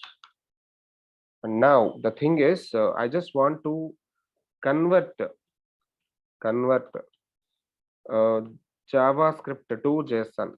How to convert the JavaScript to JSON? Like we have the JavaScript object, for example. We have the JavaScript object. How to convert JavaScript object to JSON object? Why? Because of JSON object is the only glue point. JSON object is the only glue point for client and server. JSON object is the only glue point for the client side programming and server side programming. Suppose I want to send something to the server side like Node.js. JSON object is the only glue point between these two. Then what we need to do is how to convert JavaScript object to JSON object. We need to understand first. If you want to do this, the very important method or JS object, JS array to JSON array. Whenever you want to convert JS object to JSON object or JS array to JSON array, how we can do these things? These things can do work with a json.stringify. There is a method called json.stringify. There's a very important method, stringify method. Stringify method is going to be do. This is the JavaScript method. This is a JavaScript method, which is going to be convert JS to JSON. That's it. And the one more way is whenever I want to convert a JSON to JavaScript, I want to convert a JSON to JavaScript. It means something like receiving data, receiving to the client system. And anyway, you get the data into the JS and automatically this will be binding to the HTML. And how to do this one? JSON to JS. if you want to do a JSON to JS, the thing is very important. The thing is very important. For that, we need to work with a JSON dot or JSON object to JS object or JS object and JSON array to JS array. How to do this also? And for this, we need to work with a method called JSON.parse method. So what this parse method can do? This method, this is a JavaScript method which is going to be working for convert JSON to JS. Okay. So let's try to do one program on this JSON.stringify and JSON.parse both. JSON.stringify method, JSON.parse method. JSON is capital letters here, and here also JSON is capital letters. These two are important methods. Work with the JSON and JavaScript. And let's save the notes. I'm saving the notes, everything in our folders. Let me take a new folder for today. Is 21 by 11. Yes, fine. And this will be the notes. Now let's do something. Let's try to create a new program. This program is going to be JS to JSON.html. I want to convert JavaScript to JSON, and let me write a script. And first of all, I'm creating a JavaScript object. How to create JavaScript object? Very simple. JS object is equal to something should be like this. And I want to write emp name. Why? Because of JavaScript, I can give the single quote for the string, but in JSON you can't give the single quote for the string. We already discussed about the JSON single quote strings will not allowed. JSON file single quote strings will not allowed, but JavaScript single quote strings will be allowed. Okay, something like employee name Srinivas, and yeah, I'm giving a single quotes. Employee ID is equal to colon 1001 and comma employee qualification. I'm giving something like MCA and comma employee address colon something like a Vala Parla. Okay, this is what my village name. Okay, and finally the thing is I want to convert JavaScript to JSON. So JSON object. Okay, so how to convert JS to JSON? How to convert the JS to JSON? This is very important. JS object to JSON object. And for this, what we need to do is I need to take a JSON.stringify. JSON.stringify. Stringify is the method. I need to call this JS object inside this. But if you want to do the stringify, whenever you are doing stringify, that thing will be stored in some variable. That variable I need to prepare where JSON object is equal to where JSON object. This is JavaScript object. This is JSON object. Now JSON object is equal to. Then method we need to write. What is the method name? Like JSON.stringify. The stringify, inside the stringify, I'm going to be giving the JS object. Inside that, I'm going to be giving the JS object. Let me give something like document.write over there. Document.write. This will be the JS object. This will be the JS object. And sorry.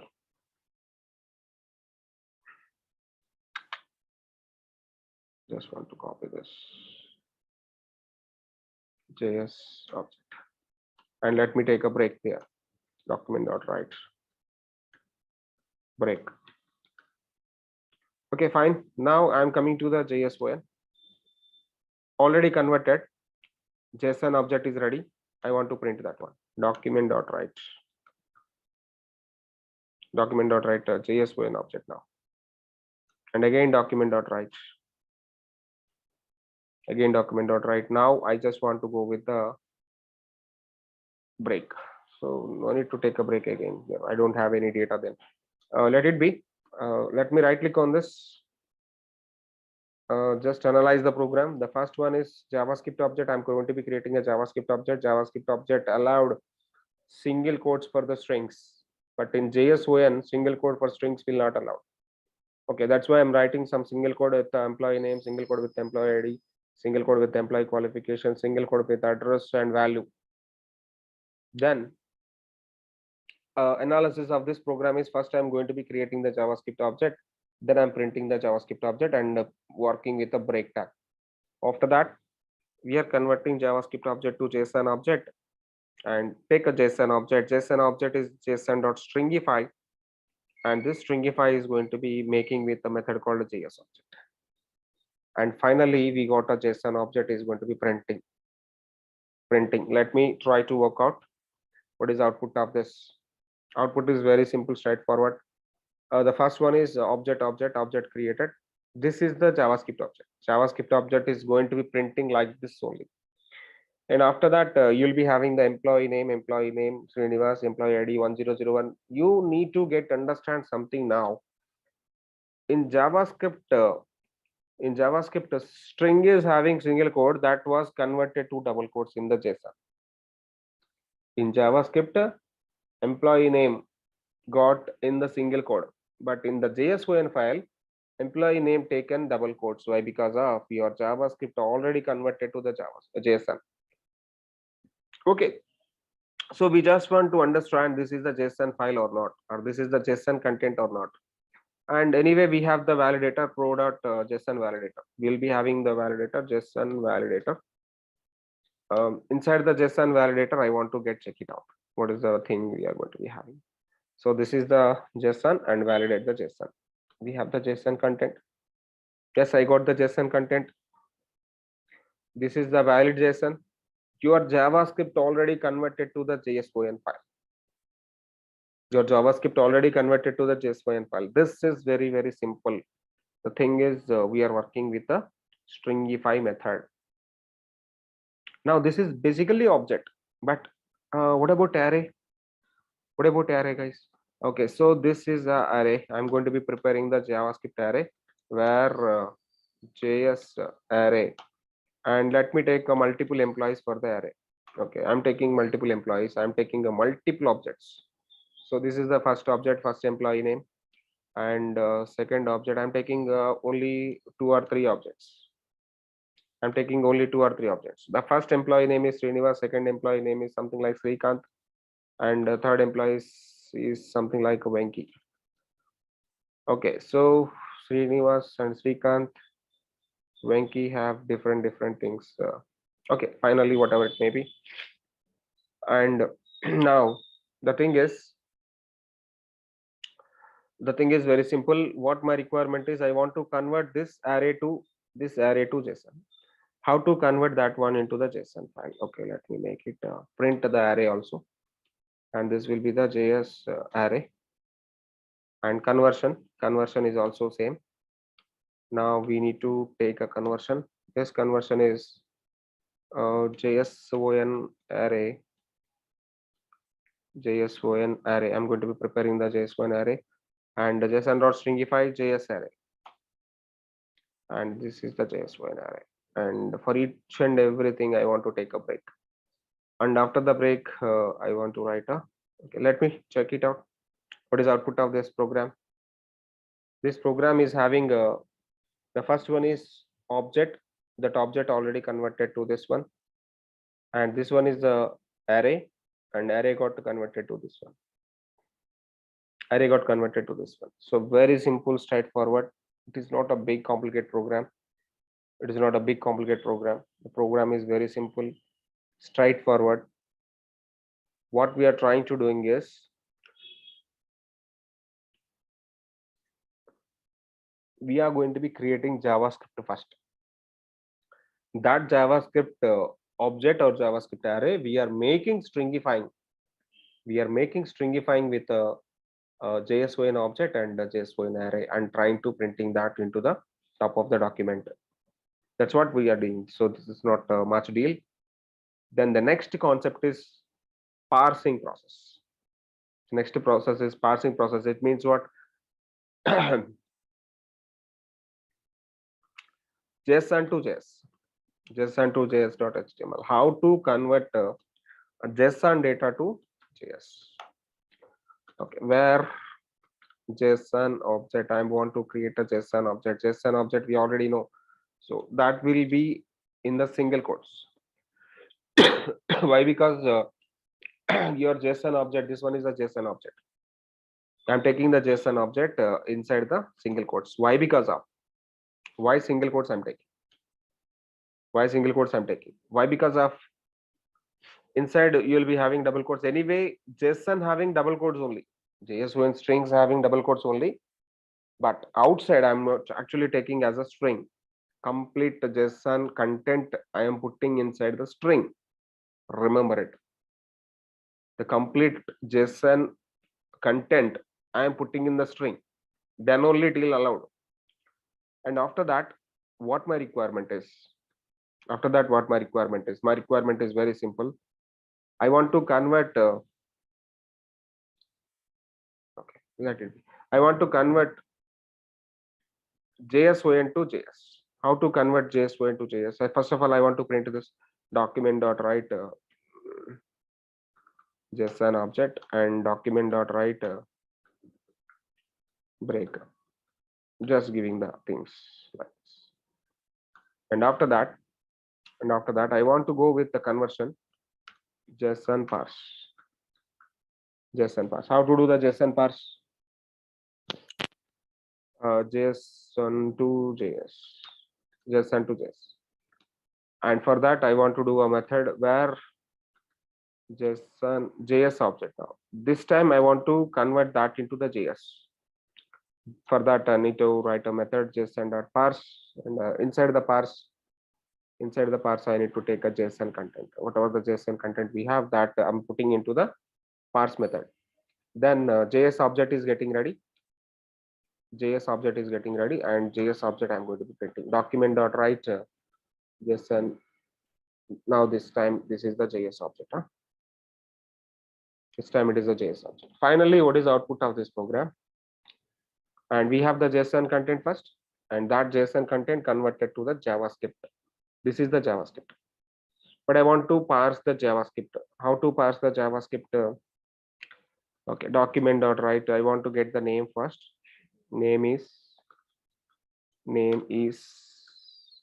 plus or comma JS object dot yeah, so employee name. This is employee name. Already JavaScript object dot employee name. Why? Because of this is key. And after that, I want to take a break. How to take a break? Document.write take a break. Then I want to print each and everything. Just make it print all the things. The first one is the name. Second one is the EMP ID. EMP ID is EMP ID. So whatever we have the key over there, that key I'm writing. And one is the EMP address. EMP address is EMP address. Okay, EMP qualification is EMP qualification, and EMP ID is EMP ID. EMP name is EMP name. That's all. Okay, fine. Now let me make it right click and open in default browser. What is going to be happening? So employee name is Srinivas, employee ID is no, why ID two times? Okay, employee ID is 1001, and employee address is and employee qualification is MCA, something like this. Why? Because of we are actually breaking the object. We got the JavaScript object. No? That JavaScript object I'm just making break. Break means calling individual keys. Whenever you are calling the individual keys, automatically the values are going to be attached. And let me take a HR over there. HR means horizontal row. Keep a horizontal row over there. That's it. This is JSON to JS. So I'm just doing the object here and try to work out with the array. Array is also same. You try to do practice with the multiple examples of array parsing also. If you have multiple employees, how to do parse? For example, this is my first object, right? This is my first object. If you want to go with array, how to do with array? Let me write a program for the array also. Let's make it finish. This is the JSON array, and whenever it is array means collection of values. The first object is this one, and copy and comma second object, comma third object. I will be having multiple objects here and square bracket ended, and come down. I want to print the JSON array also. Just make it print a JSON array over there. And now parsing method. How to do parse? This is object breaking, so I don't disturb the object. Then I'm coming to the array breaking. If you want to make it array break, JS array, and this is the JSON array, and this is the JS array. JS array is going to be printing them. And finally, each and every employee I need to make it fetch, and this is the first employee. If you want to fetch the employee from the JS array, JS array dot employee name, JS array dot employee ID, JS array dot employee address, JS array dot employee qualification. Now this time it is giving you undefined. Maybe yes, it is undefined. Why undefined? From object you are going to be fetching very easily. But from array, if you want to fetch, it is different. Let me take a HR here, and this is array now. Okay, let me take a HR. Okay, fine. Okay, now this is the array, and from array I'm trying to fetching the values, but a fetching process is wrong process. Why? Because of array is collection of values. Whenever we have collection of values, the thing is very, very important that we need to do follow. Whenever it is collection of values, array is following index, right? Then we need to take the first object from the employee. So first employee is 0. And I need to make it copy everything over there. Now we will see the data. What is the data about the array? Okay, Srinivas I got first. But I want Srikant and I want Venki. Okay, so whatever it is. And here the names I can change. Employee, this is the first employee, right? And the second employee is something like Srikant. Employee ID 1002. And qualification, okay. And this one, third employee name is something like Venki, and this one is at 3. Okay, let me make it. Okay, now finally after 0, I need to go for the 1. And 1. Each and every time I need to write a syntaxes. And let me take a HR here also. Okay, every time I'm taking HR horizontal row. When I'm taking horizontal row, you can understand how the things are going to be happening with this one. First one is Srinivas, second one is Srikant. I got the second object. This one. See, try to observe. This is the arrays. Array is nothing but collection, right? This is the 0th index. This is the 1 index. This is the 2 index, and everything will be in the array. And the 0 index got fetched. The 0 index got fetched. 0 index got already fetched here, and 1 index already fetched here. 0 is fetched. 0 is fetching and 1 is fetching. But where is the 2? I'm not writing the 2, right? If you want to write the 2, you can go for 2. Just make it copy paste. Make it copy paste. I'm writing 2. This time it is 2. And copy the 2 now.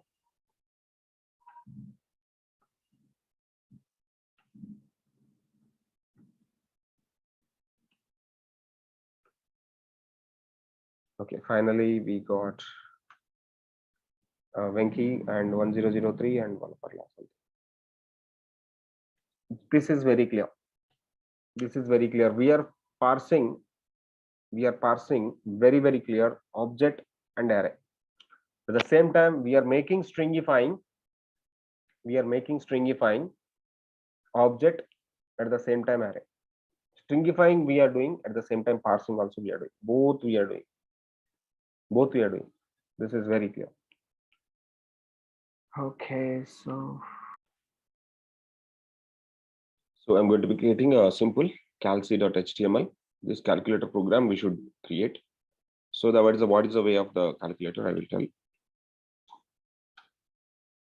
So a simple diagram I will tell. Suppose this is the page.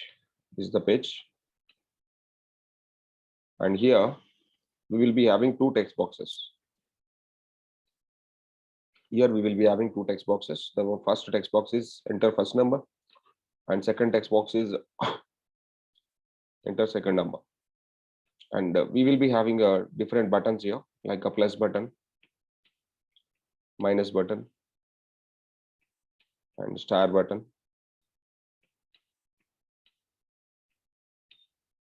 And we'll be having the slash button. And we will be having the clear button. See clear button. Okay, so whenever we are entering the first number and last number here and here, and click on the plus, obviously I need to get the output in the alert box, or I need to show the output in the some part of the element. So that is the agenda. So to do this, what we need to do? Script, I am trying to open it.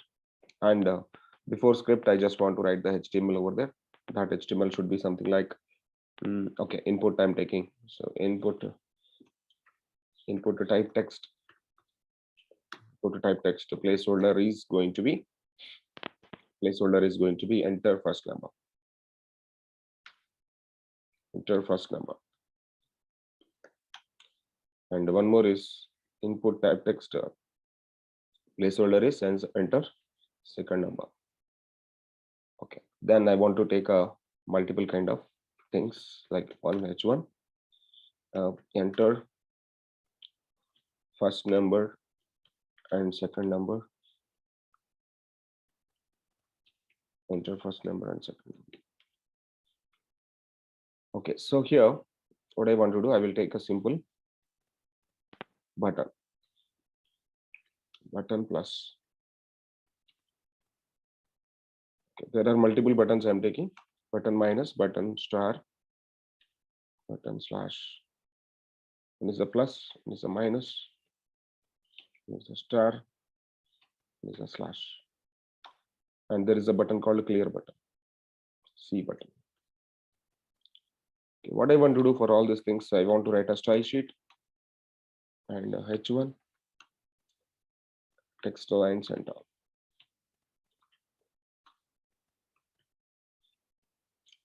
Next button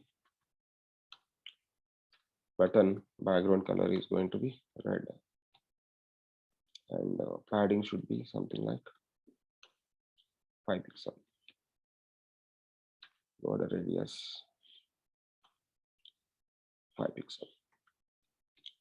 And finally, we will be having the h1, we will be having the button, and we are going to be having a lot of buttons there.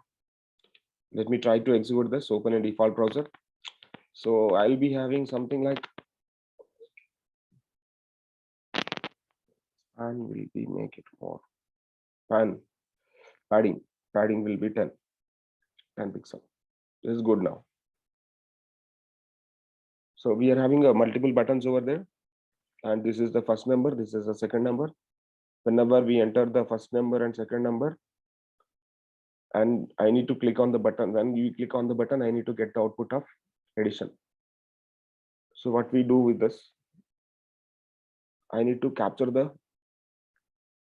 first placeholder, sorry, a first input, and I need to capture the second input first. Okay, so that thing is access inputs in HTML. Access inputs in HTML. The first input is a document dot get elements by tag name. The name of the tag is input of 0. Input of 0. Okay, so I'm taking as a variable this one.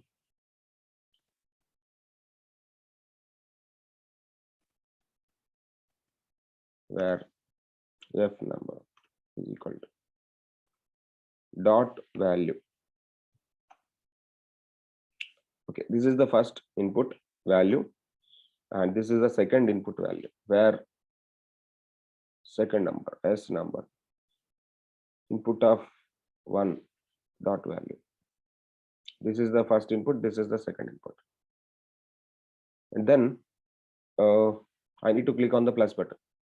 If I want to click on the plus button, document dot get elements. Okay, let me give some IDs for this. This ID, button ID is equal to add button, and I will do add, and remaining things CPP can do. Okay, so one is the add, document dot get element by ID. ID is going to be add dot add event listener. That should be click comma addition. Function name is addition. Let me write a function addition. Function addition, and inside this addition, I want to call the summation of these two. So how to do this summation is very simple. Where summation is equal to fnum plus lnum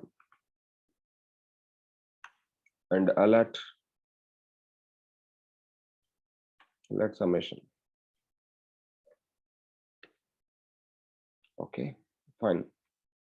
So when we click on the add button, I just want to execute this block of the code. So what is going to be happening here? First number is going to be accessing, first number value is going to be accessing, s number value is going to be accessing, and summation is equal to first number plus, okay, second number, not s number. First number plus s number is second number. I'm trying to adding both, and finally alert summation. When I say alert summation, obviously we can get a okay. Enter first number, something like 12 and something like 23. Click on plus button. We got 12, 23. Why? Because of actually we need to get the output like 35, but I'm not getting 35. So where's the problem with the 35? So that is what plus is not working as arithmetic operator. Basically, we will write a point here. Plus is the symbol. Plus is an operator which is working as arithmetic operator.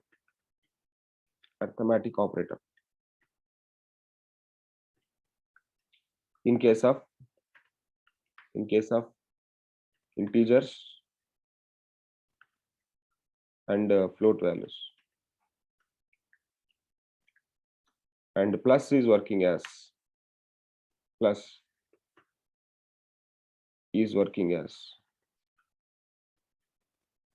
concatenation operator.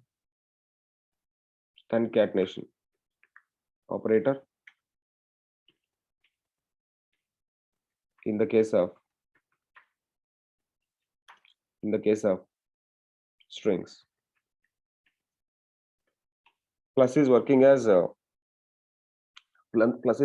arithmetic operator in the case of integers and floats.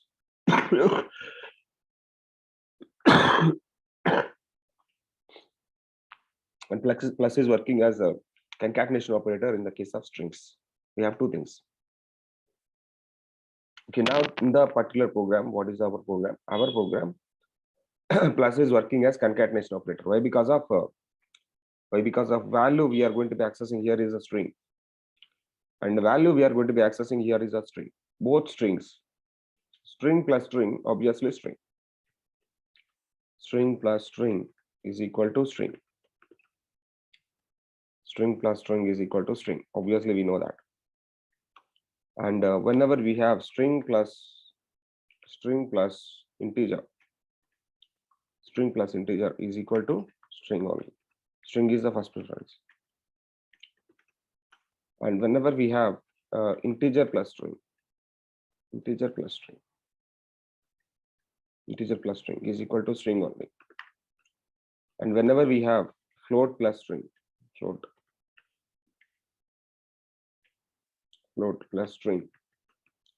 only. And whenever we have integer plus float,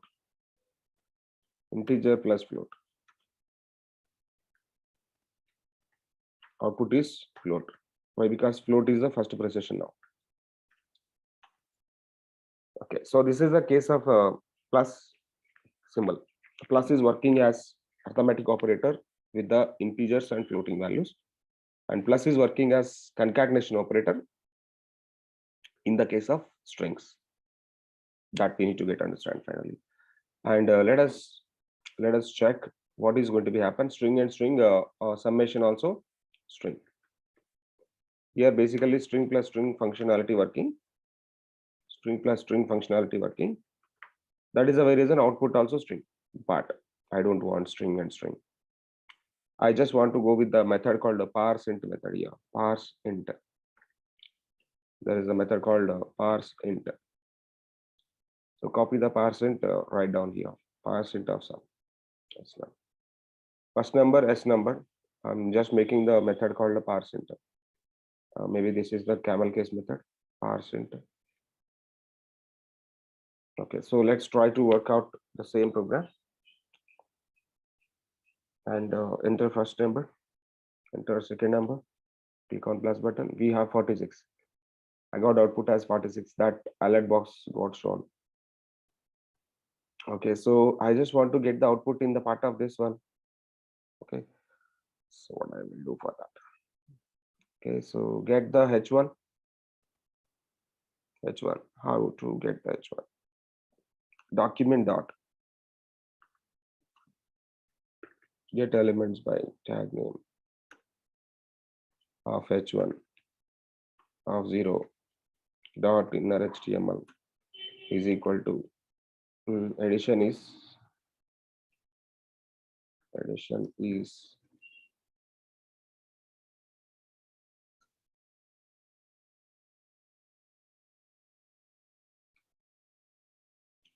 okay, so 23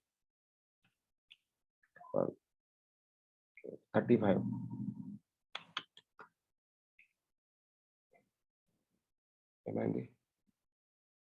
Addition is summation.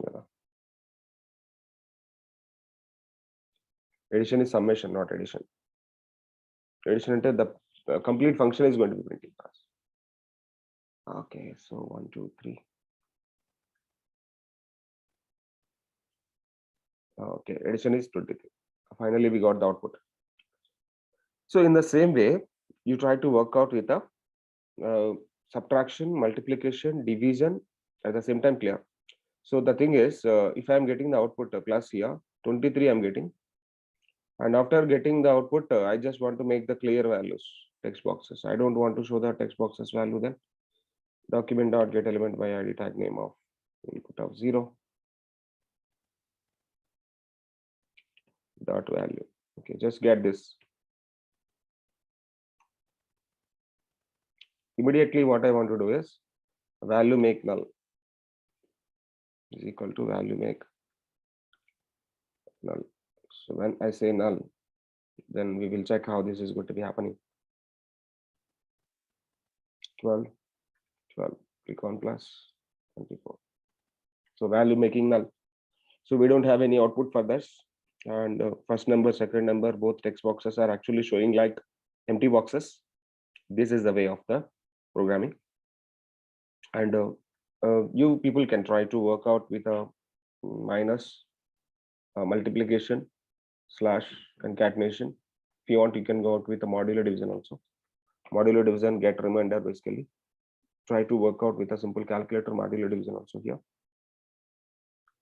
And this is the program basically for the calculator.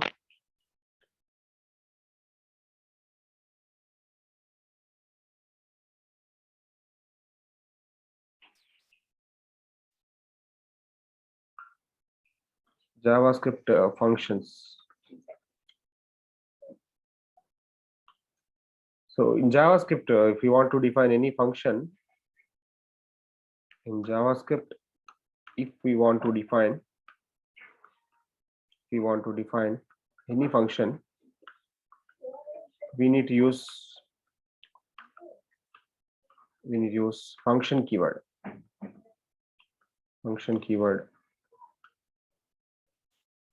And yes, yeah. So function fun1. This is the syntax of the function, and here we need to write a function block. That's it. And calling function is very simple. We need to call a function with fun1. That's it. This is basically calling function.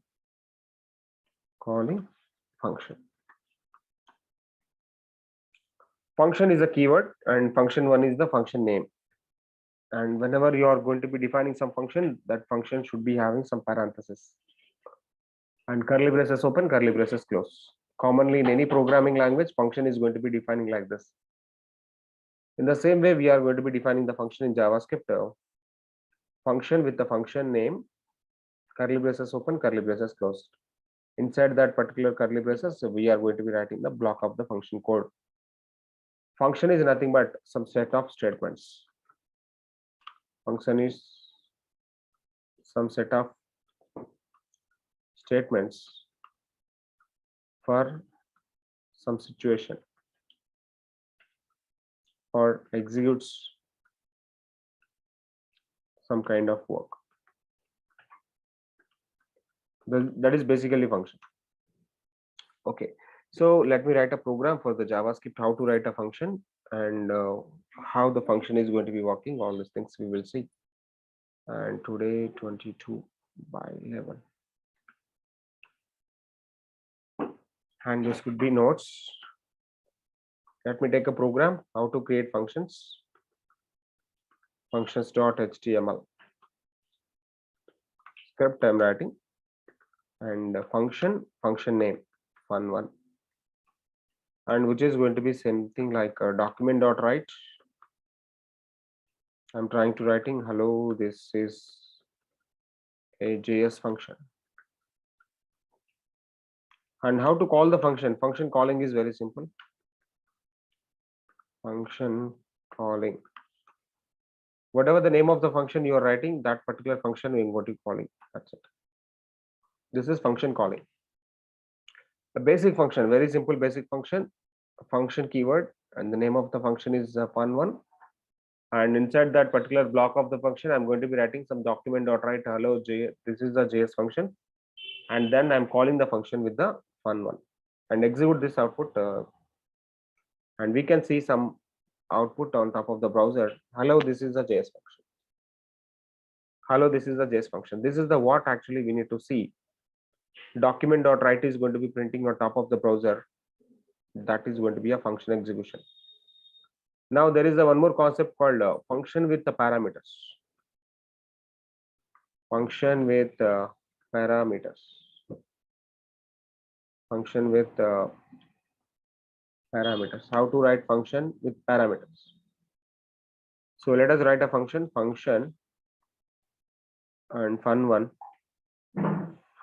and this is going to be having some parameter 1, comma parameter 2. And whatever the parameters we are going to be defining inside the function, those particular parameters we can utilize in the function block. So I can able to utilize the function parameter 1, parameter 2 also. And whenever you're calling the function, we are trying to using the value for the parameter 1 value. We are going to be giving the value for the parameter 1, And for parameter 2 also we are going to be giving the value. Parameter 1 value we are giving, parameter 2 value also we are giving. So that we will see how this is going to be executing now in the programmatically. I'm taking a new program, functions with parameters. Functions with parameters. Functions with parameters dot html. Let me write a script over there and writing a function add two numbers.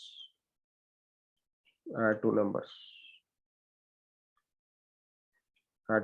This is a function, and inside this particular function I'm going to be giving the two parameters called a comma b.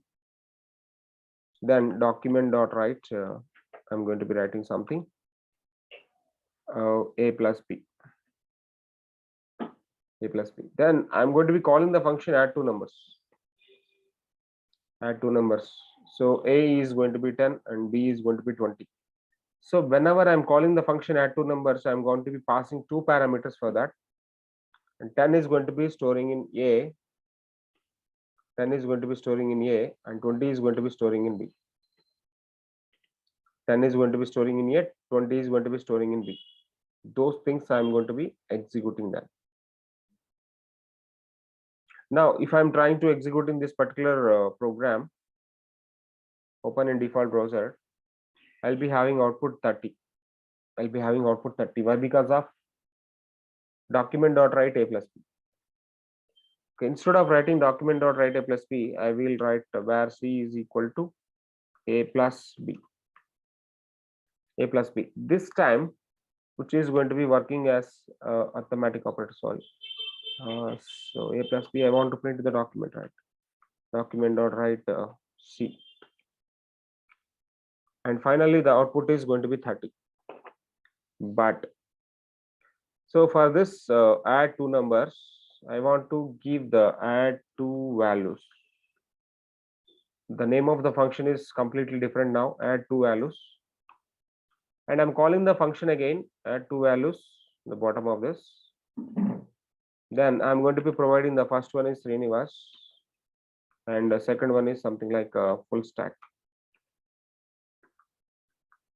First one is Srinivas, second one is a full stack. Now, what is the output of the second line? First line is 30 and second line is Srinivas full stack. You can see the output very clearly.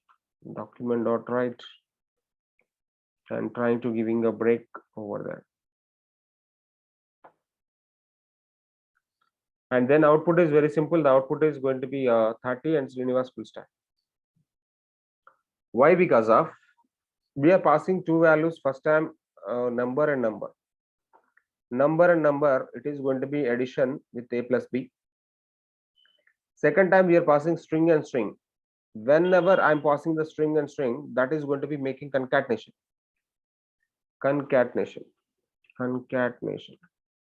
This time it is concatenation, this time it is addition. The first time it is going to be addition, 10th line it is going to be addition, 11th line it is going to be making concatenation. Sorry, concatenation. First time it is addition, second time it is concatenation. Okay. Now, what I want to do is I will pass add two numbers with the number and string. And a will be something like 10 and b will be something like full stack. Then what is the output of the third line? Add two values calling one more time, and this time add two values are going to be 10 full stack. Why? Because of string number. Okay, let me take 10.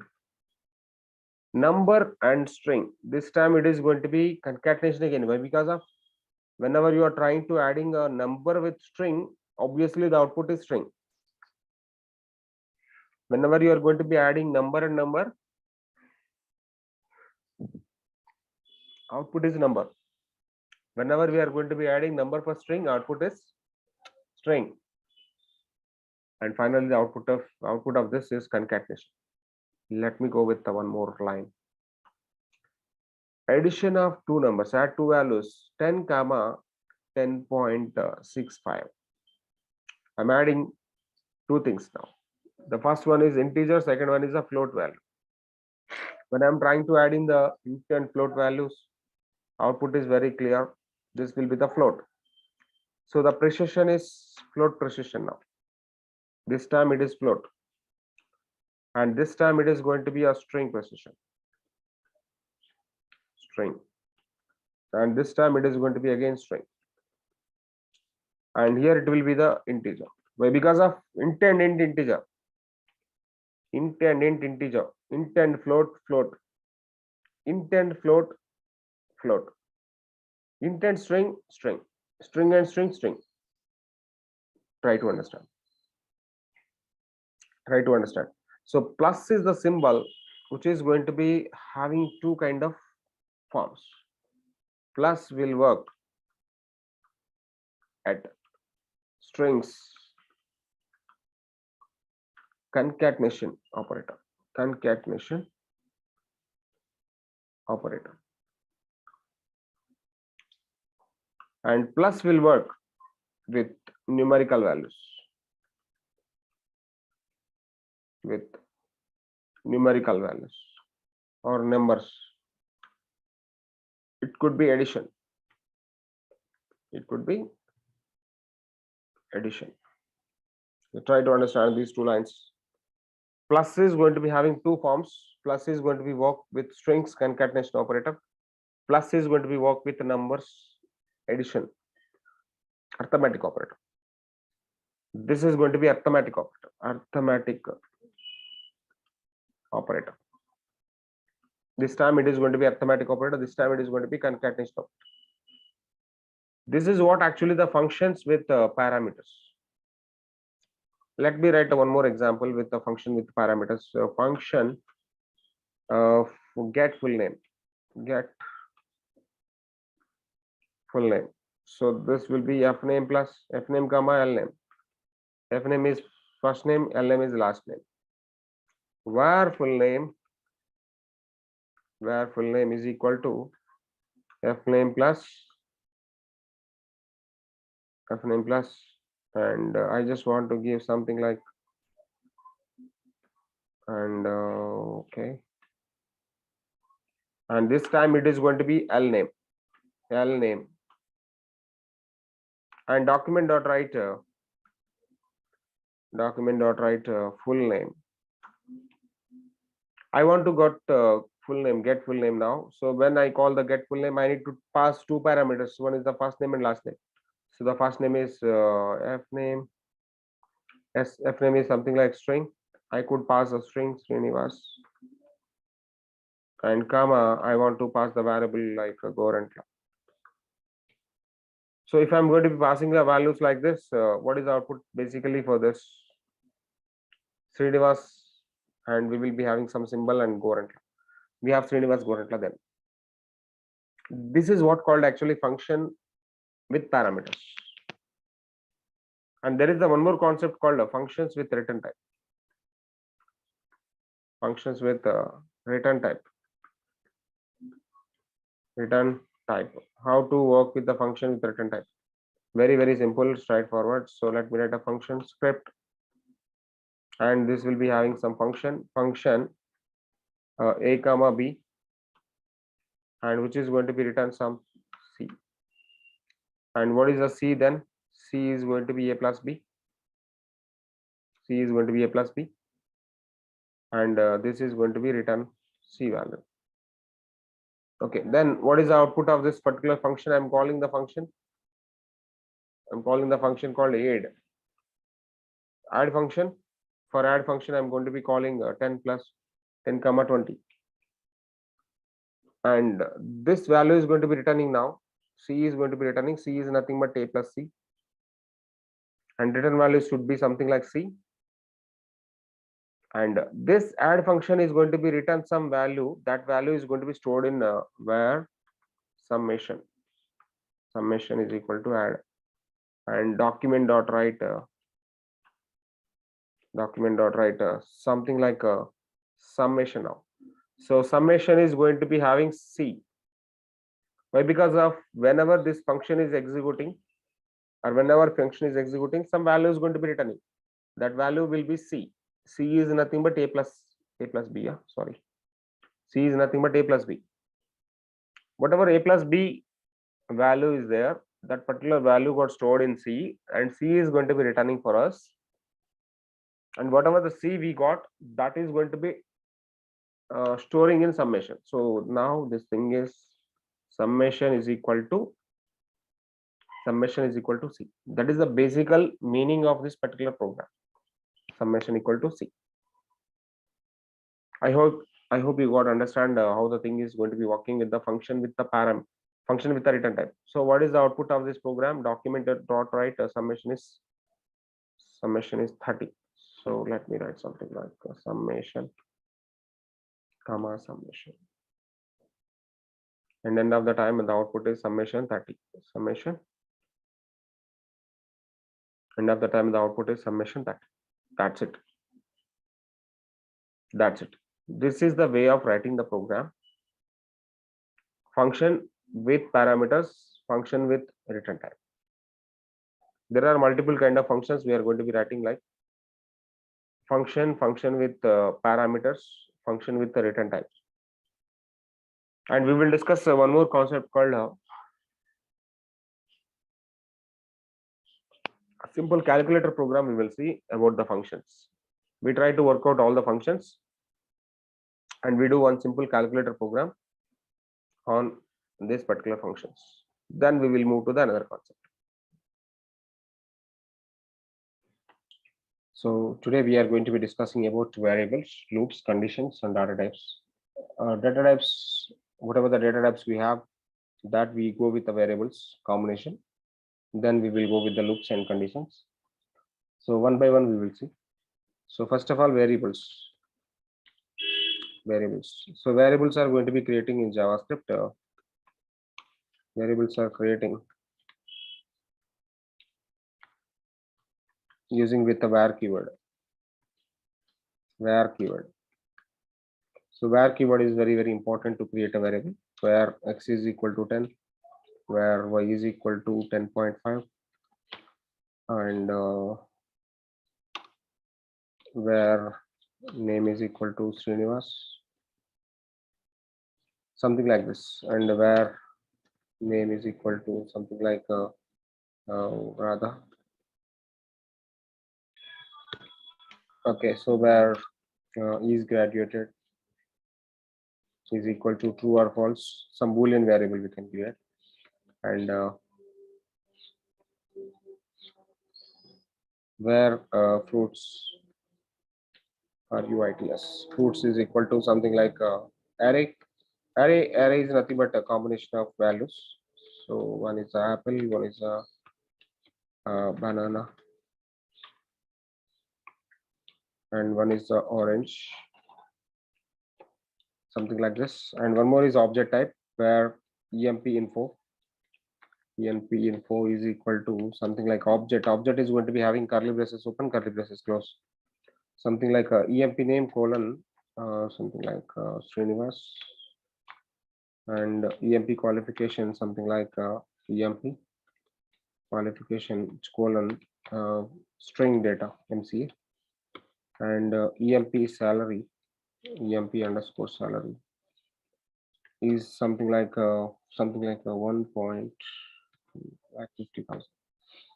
So these are the different kind of things we are going to be discussing in part of the variables. There are multiple kind of variables, something like integer kind of variables, floating kind of variables, string data, which is going to be having single quotes and double quotes, and is graduated, this is the boolean value, and the fruits is array, and employee info, this is an object type. So these are the multiple kind of data types which are going to be available in the JavaScript.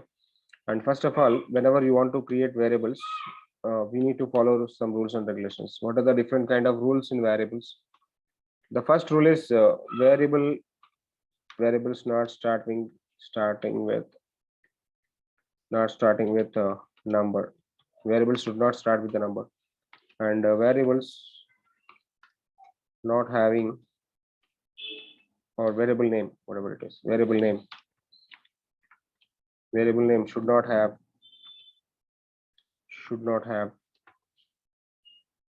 should not have any special character,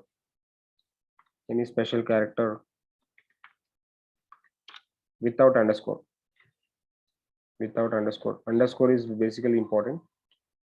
And without underscore, no other special character is going to be available in the variable name. And the variable name should not have spaces. And one more point, fourth point, variable name should not be a JavaScript keyword. It should not be any JavaScript keyword in the variables. So these are the multiple kind of rules we need to follow compulsory whenever you are going to be declaring some variable inside the JavaScript. Let me try to create one simple example about the variables, and let me save the content inside this. And let me create a new folder. This folder will be 112, sorry.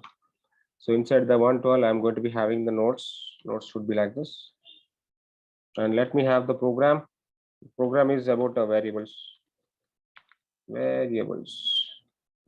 dot HTML. Okay, let me write a script now. This is the where a is equal to 10. Variable name should not a number. Variable name should be something like a character, or should be something like a character set. It's like a string. So where, let me print this one, document dot write a is a, comma a. So a is going to be printing. Semicolon is optional in variables. Semicolon optional in the JavaScript, basically, not variables. Semicolon is optional in the JavaScript. You are giving semicolon, not a problem. You're not giving semicolon, not a problem. And where b is equal to something like 10.5. And how to print this one? Document dot write b is something like comma b. This is the floating type data, where name is equal to, I can give single quote, or I can give double quotes. Document dot write something like a name is comma name, and where name 1 is equal to, we give the double quotes. Now I'm going to be giving Radhasri, and document dot write, and this is the name 1. Name 1 is, and comma name 1. Name is going to be printing, and name 1 is also going to be printing. Name is going to be printing, and the name 1 is also going to be printing. At the same time, I can able to go with the different kind of data, like Boolean type data, where is graduated is equal to true. I want to print this. Document dot write is graduated or not. Okay, is graduated. So just give the comma and got the variable name is graduated. And every time I need to take a break. So that is the reason I'm taking a break now. So document dot write break. So br, every time break required. Just copy that, paste here. And I just want to have the array now, fruits, fruits is equal to, this could be array. And let me give the apple, banana, okay, orange. This is fruits, and the same thing, fruits are document dot write fruits, fruits, and document dot write. Next, where enp info is equal to object. Now this time object declaration is curly braces open, curly braces close, and something like emp name, something like Srinivas, comma, emp qualification is going to be something like MCA, This is the object now, and I want to give something like emp salary. So most of the time, a key should be something like string, and object can be anything. Employee salary, this will be number now. So 1,20,000. Okay. So let me try to execute this variables now. So open in default browser. So we will be having a lot of variables got printed, and let's check it out. What is the first one? A is integer, A is 10, B is floating type 10.5, and the name is equal to Srinivas, something like that. Name is Radhasu, that is okay. And is graduated true, and fruits apple, banana, orange. But I'm not printing the object now. I'm printing the object also. Document.write emp info is emp info. Let's just print emp info is emp info. And finally, we got print object also. Emp info is basically object. It is going to be showing on top of document as object level like this. Object. This is what actually about variables. This is what actually about variables and data types. These are the multiple kind of data types we have. These are the different kind of variables we are going to be storing. Remember one thing, in JavaScript, variables are going to be creating with the var keyword. Var is a global keyword. In other programming languages, most probably we will be having the int, float, char, all these things, and string like this. But in JavaScript, we don't have like this. We don't have any data type meaning to mention. Every data is going to be storing in the var keyword. Var is a very important keyword we need to remember to create a JavaScript variables, and we will be having a lot of JavaScript variables over there. The first one is where a is equal to 10. This is the numerical type, number type, numerical, number, and same time integer. And this is also number at the same time. This is also number, same time float. Number, which is going to be a float type, and this will be a string. This will be a string, and again this is a string, and here this is the boolean, and this is the array type, and this is the object type. This is object type. So we have multiple kind of data types we have. Next, I want to go with the next concept. That concept is going to be variables. Variables already done. The next concept is about the loops. Then we will move to the conditions. So what are the different kind of loops we have in JavaScript? There are multiple kind of loops in JavaScript. This is not required. Loops. What are the different kind of loops in JavaScript? The one is the while loop. The one is the do while. One is a for loop. One is a for in. In ES5, we have different kind of loops. One is a while loop, do while, for loop, for in. How while loop is going to be working? First of all, we need to understand what is loops. Loops are iterators. Loops are iterators. Loops are iterators. Loops iterating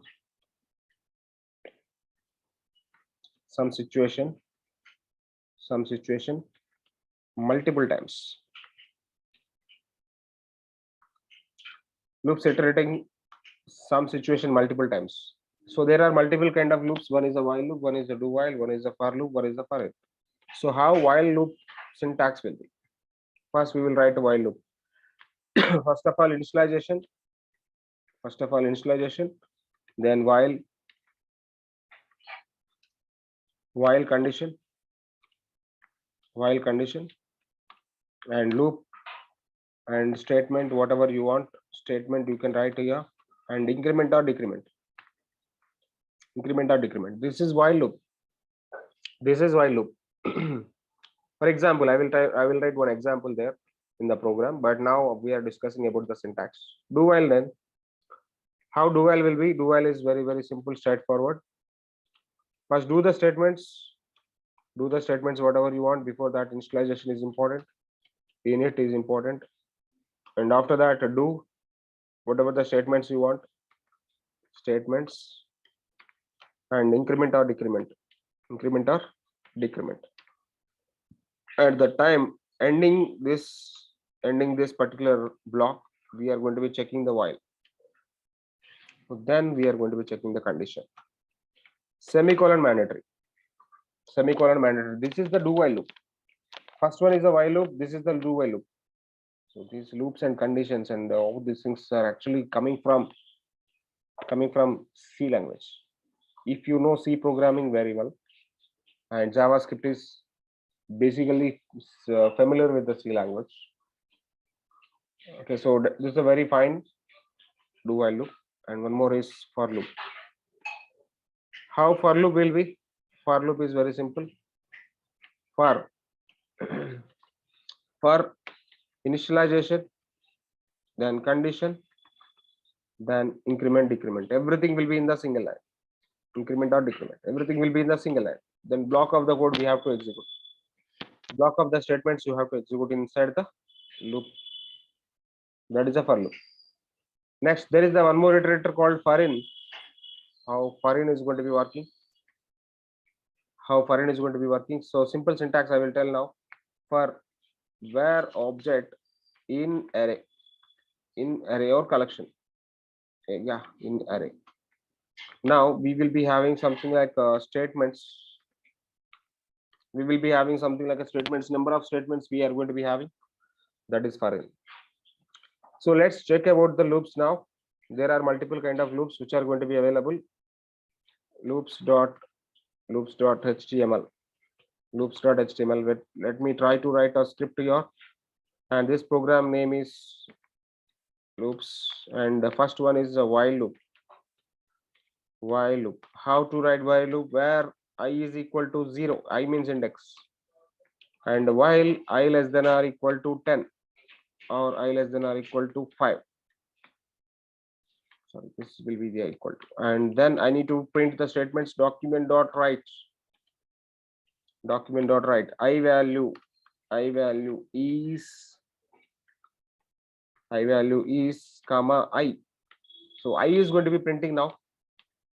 So I is going to be initializing with the 0. Then 0 less than or equal to 5 condition is going to be true. Whenever it is going to be true, the block of the code is going to be executing for us. Then after that, immediately I value is going to be incrementing I plus plus. Then I value is 1 less than or equal to 5 condition is satisfying. Then document.write will be printing. Then I incrementing by 2, I incrementing by 1, and value is 2 less than or equal to 5 condition satisfy. Block of the code will be execute. Next 3 less than or equal to 5, yes, execute. 4 less than or equal to 5, execute. 5 less than or equal to 5 condition is not going to be satisfied. Whenever the condition is not going to be satisfied, loop is automatically terminating. Loop is automatically terminating. This is basically about while loops. This is basically about while loops. So let me check the output of the while loops now. Open in default browser. Open in default browser. So we got not I value, so plus I. So we got where is the problem? Oh, sorry, I less than or equal to 5. Yes, we got the output. I value is 0, I value is 1, I value is 2, I value is 3, 4, and 5. Let me print a break now. Document.write, take a break. This break is going to be having something like breaking the line. Something like a breaking line. So how breaking line is working? I value is 1, I value is 2, I value is 3, 4, and 5. Till 5 it is going to be printing. After 5 the condition is not going to be satisfied. Then automatically loop is going to be getting terminating. This is what actually about a while loop. Then we will do the same concept in the while loop, do while also. This time it is do while. How do while is working? So do some statements. Before that, initialization is important. Int a is equal to 0, and do statements document.write. Document.write a value is a comma a. Then document.write print break. So print work with the break tag. So what is the break tag? Break tag is going to be basically int a is equal to, okay, sorry, where a is equal to 0. Int is not work. This is not C programming. This is not C++ programming. This is JavaScript programming. In JavaScript programming, definitely we need to go with the where keyword to declare any variable. So where a is equal to 0, where a is equal to 0, do document.write a value is a. Let me give the plus a. Then document.write break. Document.write break. Somewhere we got the issue. Okay, so let it be. We will check that. So then we need to write the while condition a less than or equal to 10, semicolon mandatory. This is while loop and do while loop. Then what is the output of the do while then? What is the output of the do while? So somewhere we got the issue. Output is not coming. When output is not coming, we need to check, understand. Yeah, so we are not printing that a plus plus. A plus plus is missing. That is a problem. Basically, loop is not working. So now I value got printed 0 to 5 and a value is going to be printing 0 to 10. Why? Because of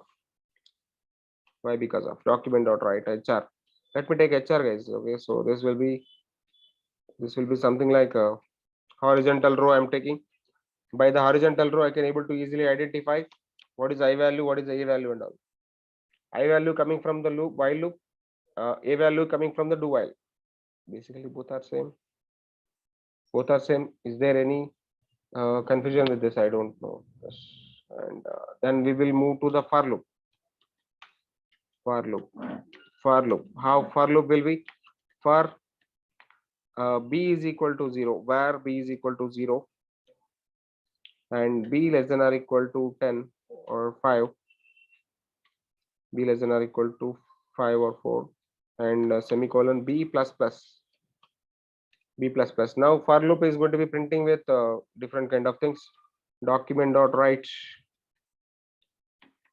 and b value is comma b. Then that's it. This is not having rocket science. This is very simple, straightforward. Document.write br/br. And one more HR I will take after the do while also.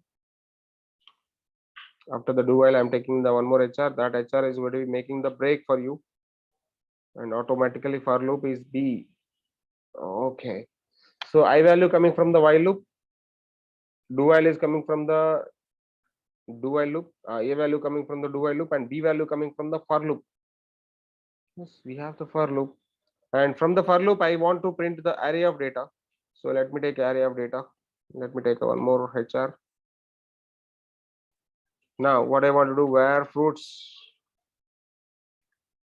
is equal to, we have the data already for the fruits somewhere. Yes, we don't. Yeah, we have the data. Just copy the data and make it paste here. Fruits is something. Now what I need to do, for loop I want to do execute for where I is equal to 0. Index is going to be printing now. Index is going to be initializing now. I less than or equal to fruits dot length, then I plus plus, and I want to print each and every fruit. Document.write then what is this I value? I want to print the I value. When I print the I value, basically we got I value 0 1 2 0 1 2. But the thing is I want to get the value. Whenever you want to get the value, we need to go for something. I is 0 now. 0 is nothing but index. So what I can do, fruits of I. From fruits, I want to get the index. First time it is going to be printing something. Second time it is going to be printing something. Third time it is going to be printing something. Apple, banana, orange, and undefined. Undefined, nothing but we don't have less than or equal to. Only less than we can go for. Apple, banana, orange we have. apple, banana, orange we have, that is for loop. For loop is very simple, straightforward. Everything will be in the single statement where b is equal to 0, b less than or equal to 5, b plus plus. In the same way, we are writing for loop for the fruits also. Fruits having apple, banana, orange. For where I equal to 0, I less than or equal to fruits dot length I plus plus. I is nothing but index. I is nothing but index. So otherwise you can take long like fruit. You can take fruit. Fruit is equal to 0, and fruits less than fruits dot length I plus plus. No, fruits plus plus, and fruits of fruit. Fruits of fruit. Very comfortable programming. Very comfortable programming. We are writing two programs for the for loop. So finally, the output of the for loop is just going to be so apple, banana, orange. Nothing is going to be changed. The last one is going to be foreign. Last one is going to be foreign. So how foreign will be work? We will see. We will see. The last one is foreign. I'm not writing the foreign here. So let me write the foreign now. For in. Okay, say took the same data, fruits data. What I want to do? What I want to do for where fruit, fruit, fruit in fruits, then I want to execute the block of the code. The block of the code is as usual common. I'm not changing anything, and take HR every time. HR is going to be making you divide the code, that code to this code. Why? Because of we are writing all the loops in the same program. So that is the why reason I'm going to be giving this, and open in default browser. Default browser is going to be having apple, banana, orange, same iteration. Small thing actually done. The small thing is for loop we are using, foreign we are using. Foreign also one iteration concept, that is fast enumeration, fast iteration from the for loop. When you compare with the for and foreign is most faster, and which is going to be giving you the output very clear manner. Fast enumeration, yes. The next one is going to be, yeah, this is actually about the loops, and you try to work out multiple kind of things. First we will see while loop, then we done with the do while, then we done with the for loop, then we done with the foreign. These are the multiple kind of loops. Then we go with the conditions, how conditions are going to be working. There are multiple conditions which are going to be available in the part of JavaScript, conditions.html. Let me take a script is over. Inside this I want to go with the multiple condition. The first condition is if condition, second condition is if else, third condition is else if, fourth condition is switch. Okay, so let me work with the one by one all this particular condition. First condition is if condition. How if condition is going to be work, we will see now. How if condition is going to be work, we will see now. First one, if condition. So if condition is going to be work something like okay, so where marks is equal to something like 45. If marks is equal to 45, if marks are going to be equal with the 45 number, then you can write something like document.write okay, document.write okay. And that thing is we need to get understand if is going to be checking only true statements. If checks only true statements. If checks only true statements. Only true statements. That's it. So basically marks 45, but we are checking with 45 is equal to 45. Obviously output will be the okay. Why? Because of true statement working here. Only true statement is going to be working with the if something is not going to be equal, suppose for example marks not is equal to 55, marks basically 85. In this case you can't able to see the output in the browser. Why? Because of this block of the code is not executing. Whatever the block of the code we are writing here, that will be not executing. Whenever it is not executing, obviously you can't able to see any output. Why? Because of condition not satisfied. If condition got satisfied, I can able to go with the if or else something like marks basically 45 double equal to 85, not possible. That is the why reason it is not working something in the browser. It is not going to be working with something, some in the browser. Let me do one thing. I want to do the equal value. Equal value. When I give the equal value, when condition is going to be getting satisfied, obviously you can get the output as, obviously we will get the output as okay.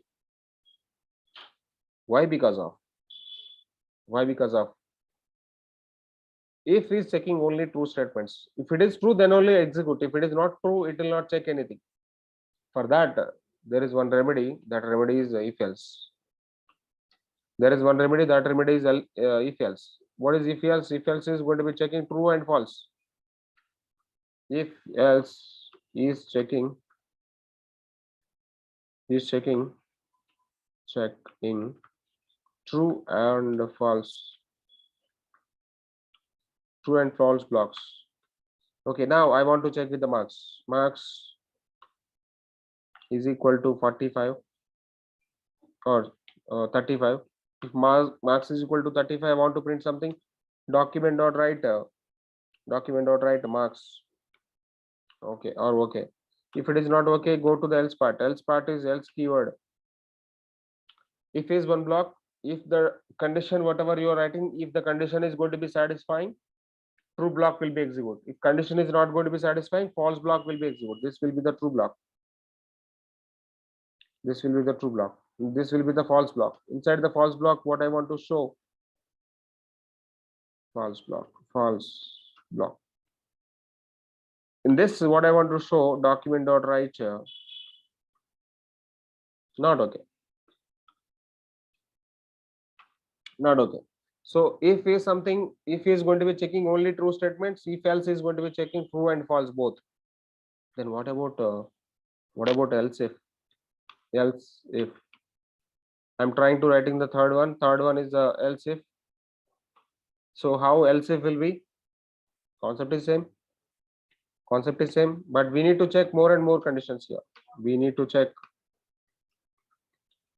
more and more and more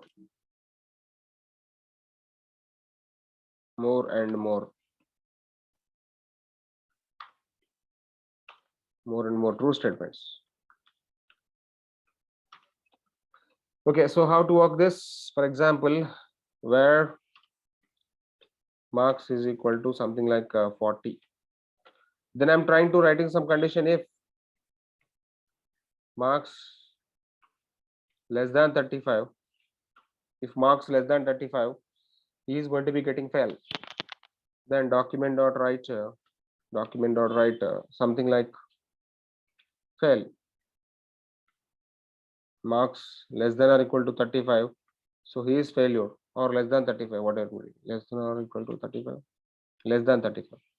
Okay, so this particular block is going to be executing with you. That is basically giving failure. Okay, let me give the marks 80. So anyway, marks less than 35. If marks less than 35, document dot write failure. Else if marks greater than 35 and marks less than 60 or 50, whatever, maybe 50. So he got a grade. Document dot write so something like a second class. Else if one more thing I'm writing, marks greater than 60 and marks less than 85. So he is good, basically first class. He got first class. Else part, finally I want to write something. Concept is same, document dot write. This is the failure. This is the this is, yeah, second class. This is the first class. This will be the distinction.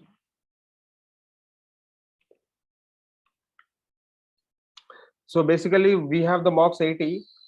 Which block of the code is going to be executing for us? which block of the code is going to be executing for us. So first one is not, second one is not.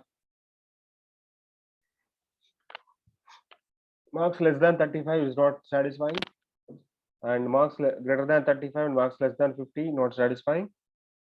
Marks greater than 60 and less than 85, it is going to be satisfying. Then finally output will be the third one. This one is the output. This one is output.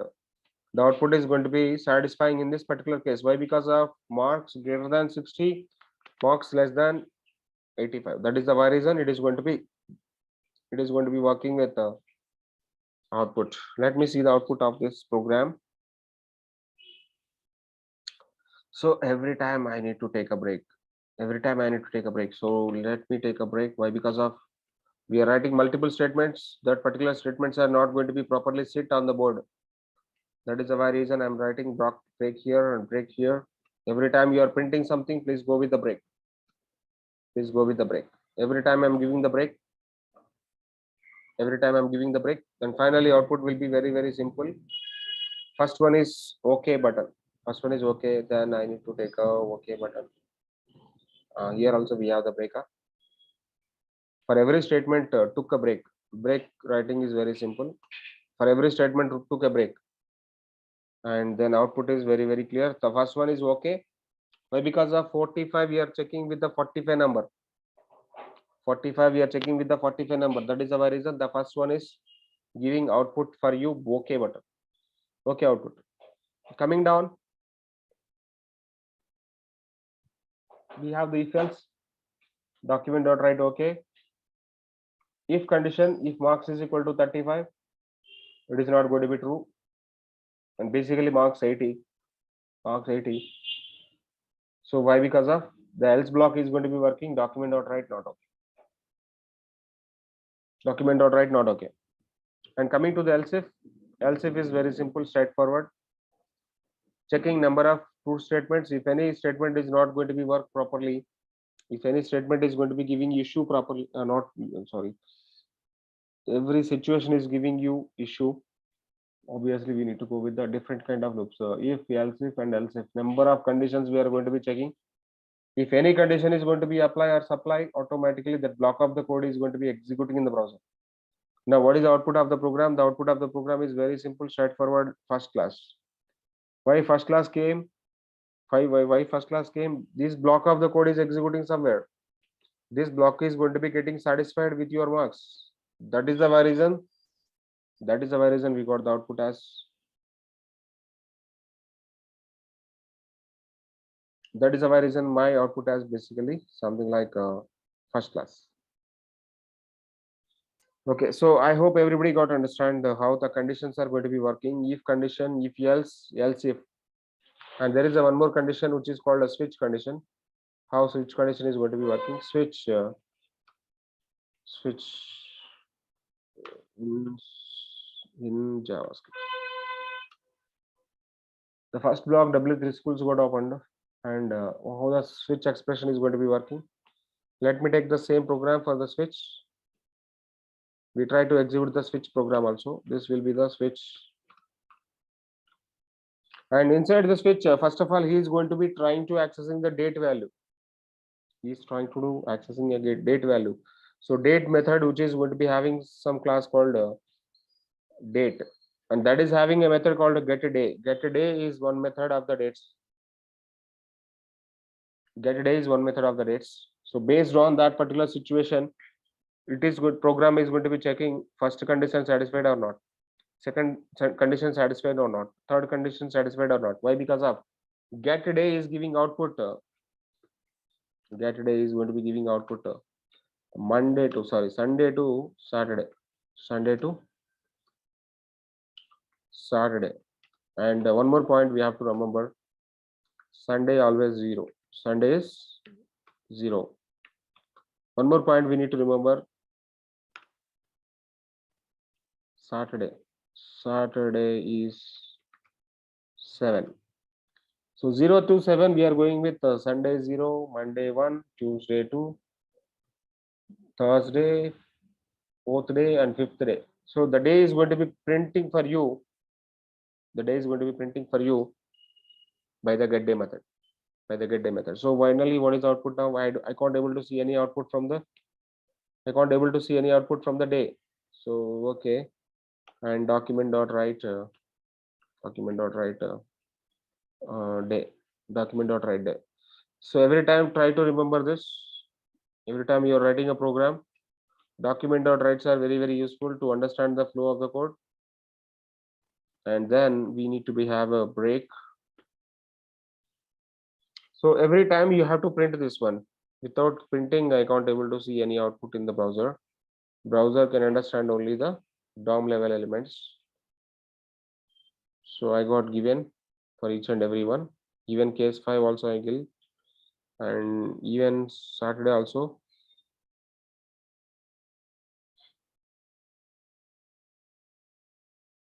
Saturday also I want to make it print versus. And finally the output is what? My output is Wednesday. Why? Because of from date object we are trying to accessing getDay method. GetDay method is giving the date. The date is going to be something like Wednesday. Yes, today is Wednesday. Why? Because of 3 is going to be checking. 3 is going to be checking with the JavaScript date method. JavaScript day method. In JavaScript day, Sunday is 0, Saturday is 7. That is the terminology of JavaScript. So let's try to work with this, and we got Wednesday. That is fine. So we have the loops, we have the conditions now. We have the loops, we have the conditions now. And let us try to go with multiple things in the next class.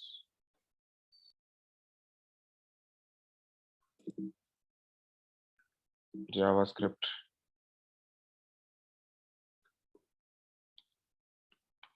Set attribute.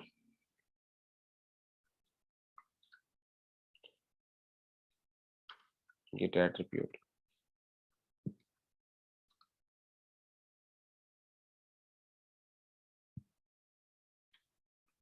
Remove attribute.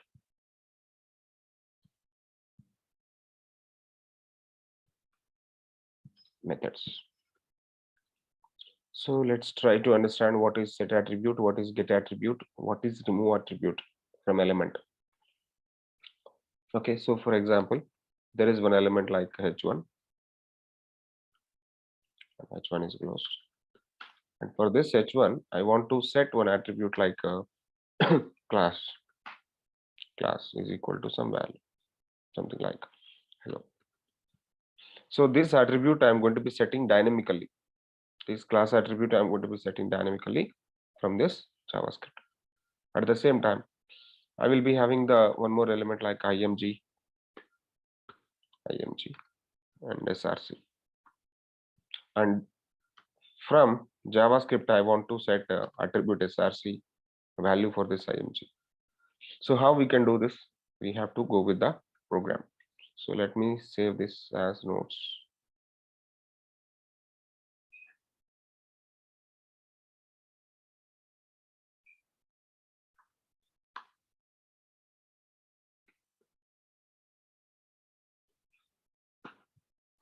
Okay, so let us go with the new program.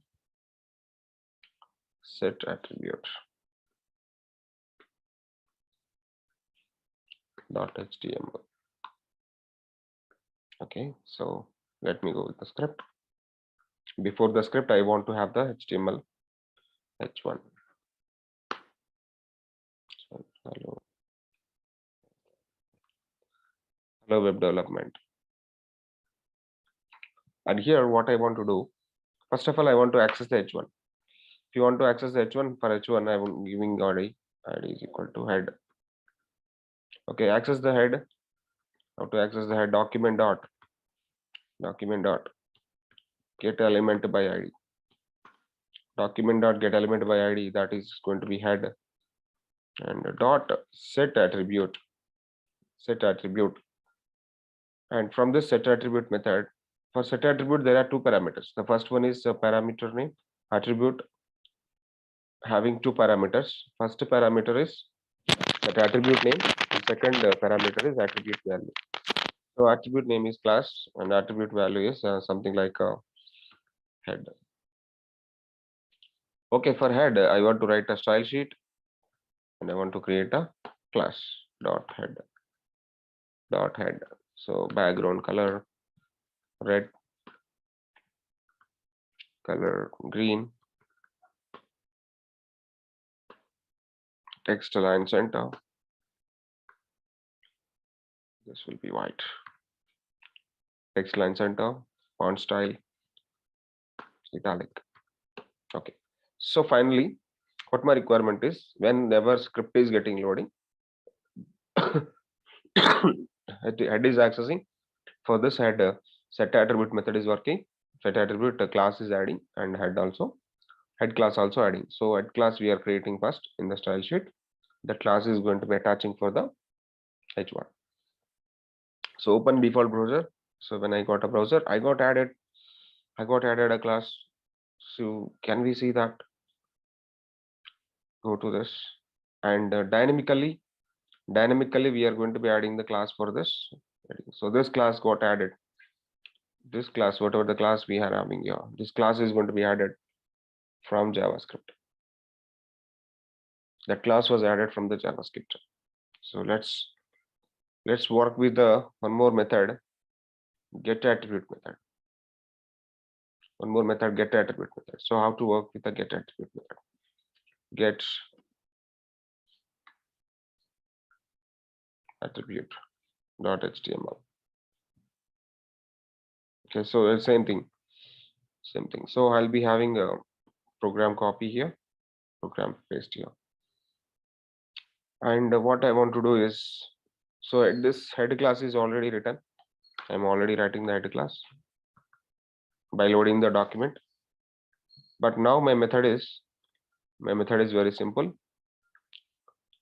A is equal to document.getElement by ID.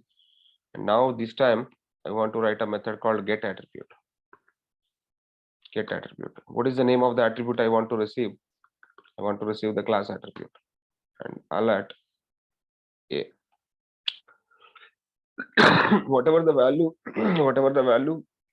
we are receiving for the class, that value I'm storing in A, and finally alert A. Alert A nothing but in alert what we can see, observe in alert I can see this head section.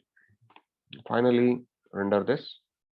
Okay, I got a class value, whatever the class value, attribute value which is available, that I got received, that is called head. This is called get attribute method. Then one more method is the remove attribute. So concept is same. Paste here and save. Remove attribute.html. So for remove attribute is already available. What I want to do is I want to remove attribute class. So remove attribute class. When I remove attribute class, automatically class head will not work. Head will not work. Let me check it out. Open in default browser and define that hello web development. The class is not working. Color not working. Background color not working. Text element not working. Everything is not working. So can we see this inside the body? We will be having the header and the H1. I don't have any class over there. I have only ID here, but I don't have any class. That's it.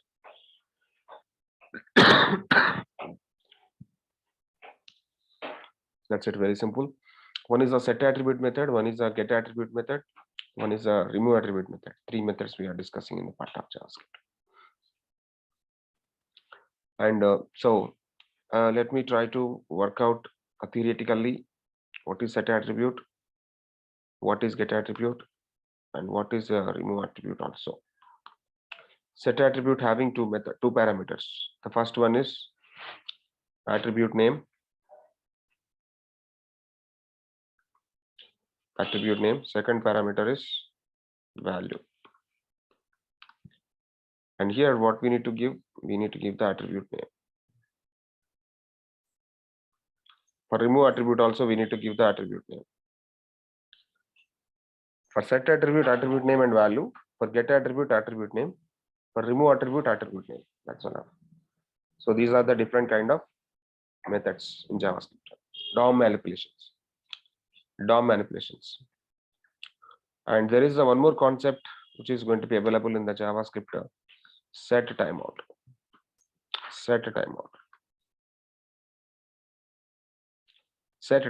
Let me work with the set timeout method.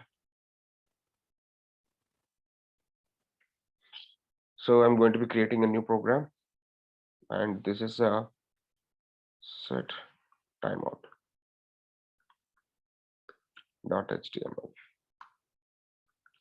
script. Before the script, I want to write a button. Take a button. Timer start time.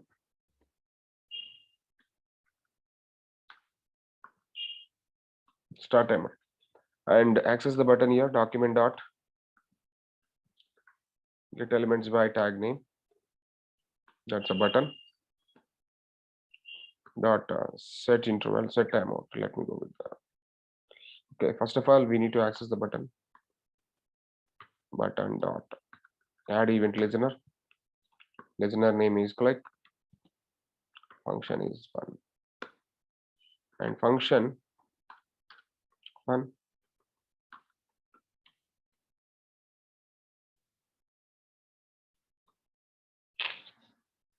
Function fun.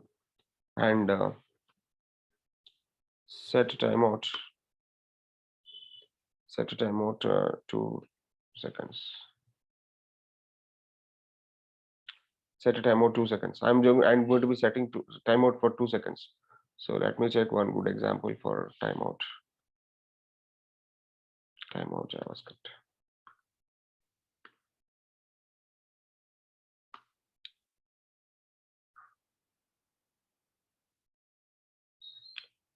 Yes, set timeout, it's a function, and you can work with this. This is having function and parameter. So let's have this one. Set timeout method. Some handler is going to be working for that. Set timeout, which is going to be having something like set timeout, which is going to be having another function. So whenever we are clicking on the button, fun is calling. Whenever the fun function is going to be executing, set timeout is going to be execute. In set timeout, we have something. What it is going to be happening with one is alert and one is time. So timeout only for 3 seconds. After the 3 seconds, I just want to. So when I click on the button, set a time, start timer.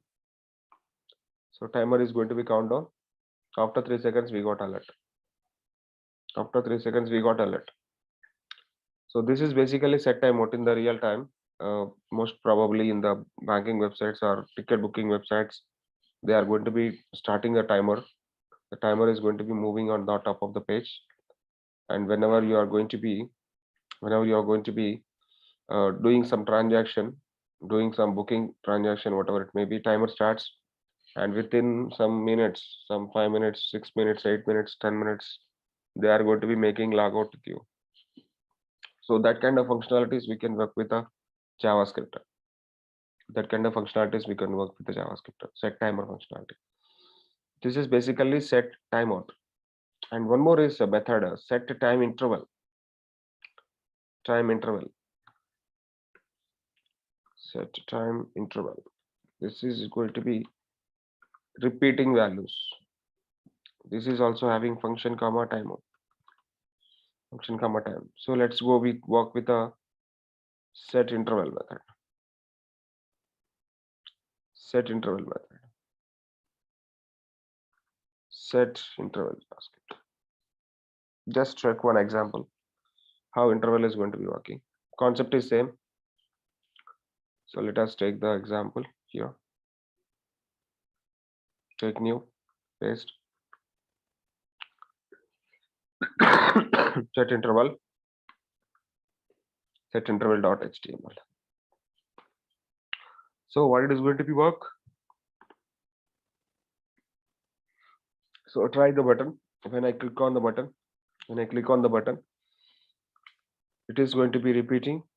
Alert box is going to be repeating every 3 minutes. Every 3 seconds. Sorry. Even I'm closing the alert is coming. Each and every 3 seconds, alert is coming. Why? Because of timer is working. Time is working. So there is a one more important things like a date function. Date function. Today we will work with the date function also. Date function. Date function, which is going to be giving you system current date and date, time, all these things. So with the time, with the date, I will go. Then I will work with the time.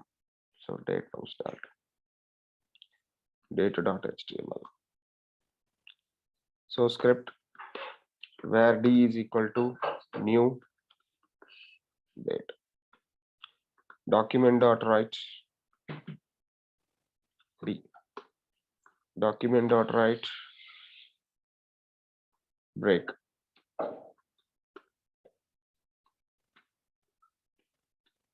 Okay, so I want to print the date value. So full current date Friday, December 3, something is going to be coming. Full date is coming, but I want to see only document.write d.get date. I want to see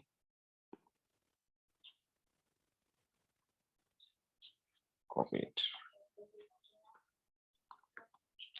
d.get day, d.get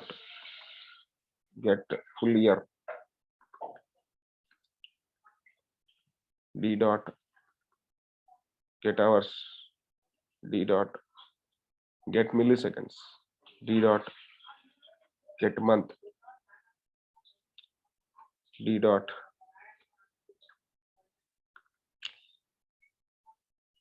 seconds.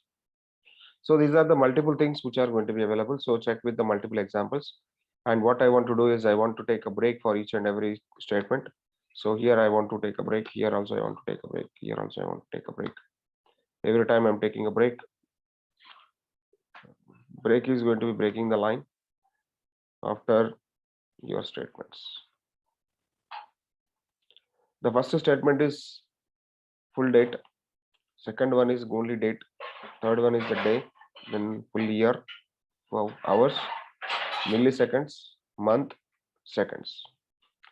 Okay, let it be. So open in the default browser. Okay, so the thing is function get date. Oh my god, something is going to happen. D dot document dot write d dot. It's a function, sorry.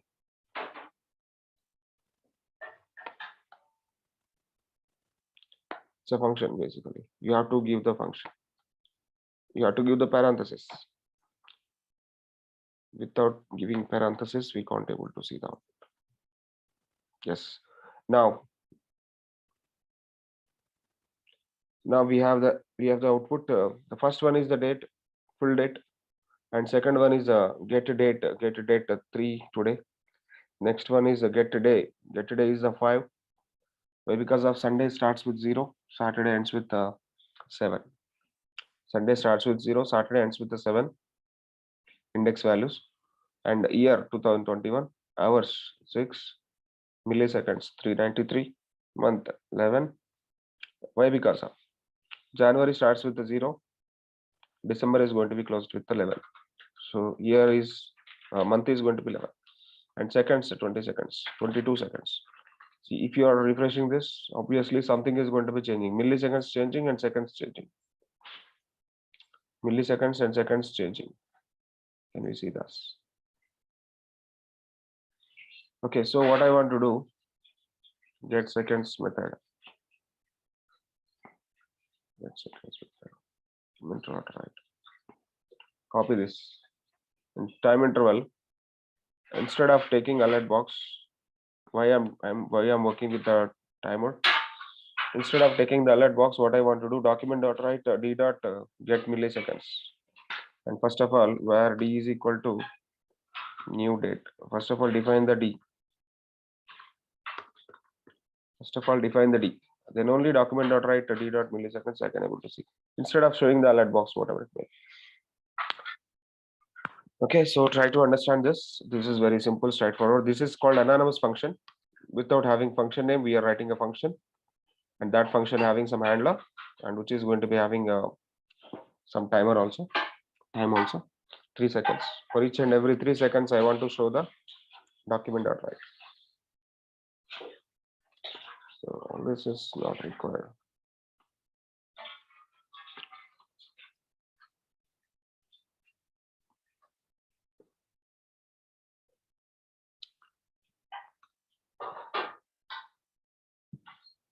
Start timer. Click on start timer.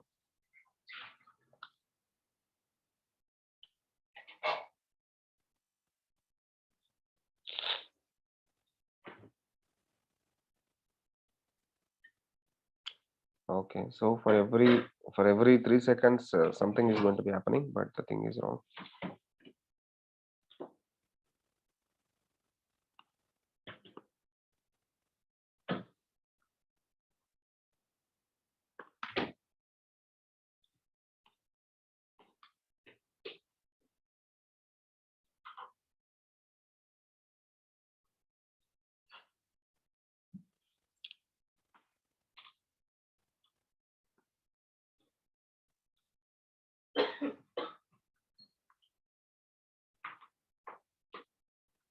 Document.write break. I'm taking a break here. Okay, let me check this output. Start timer.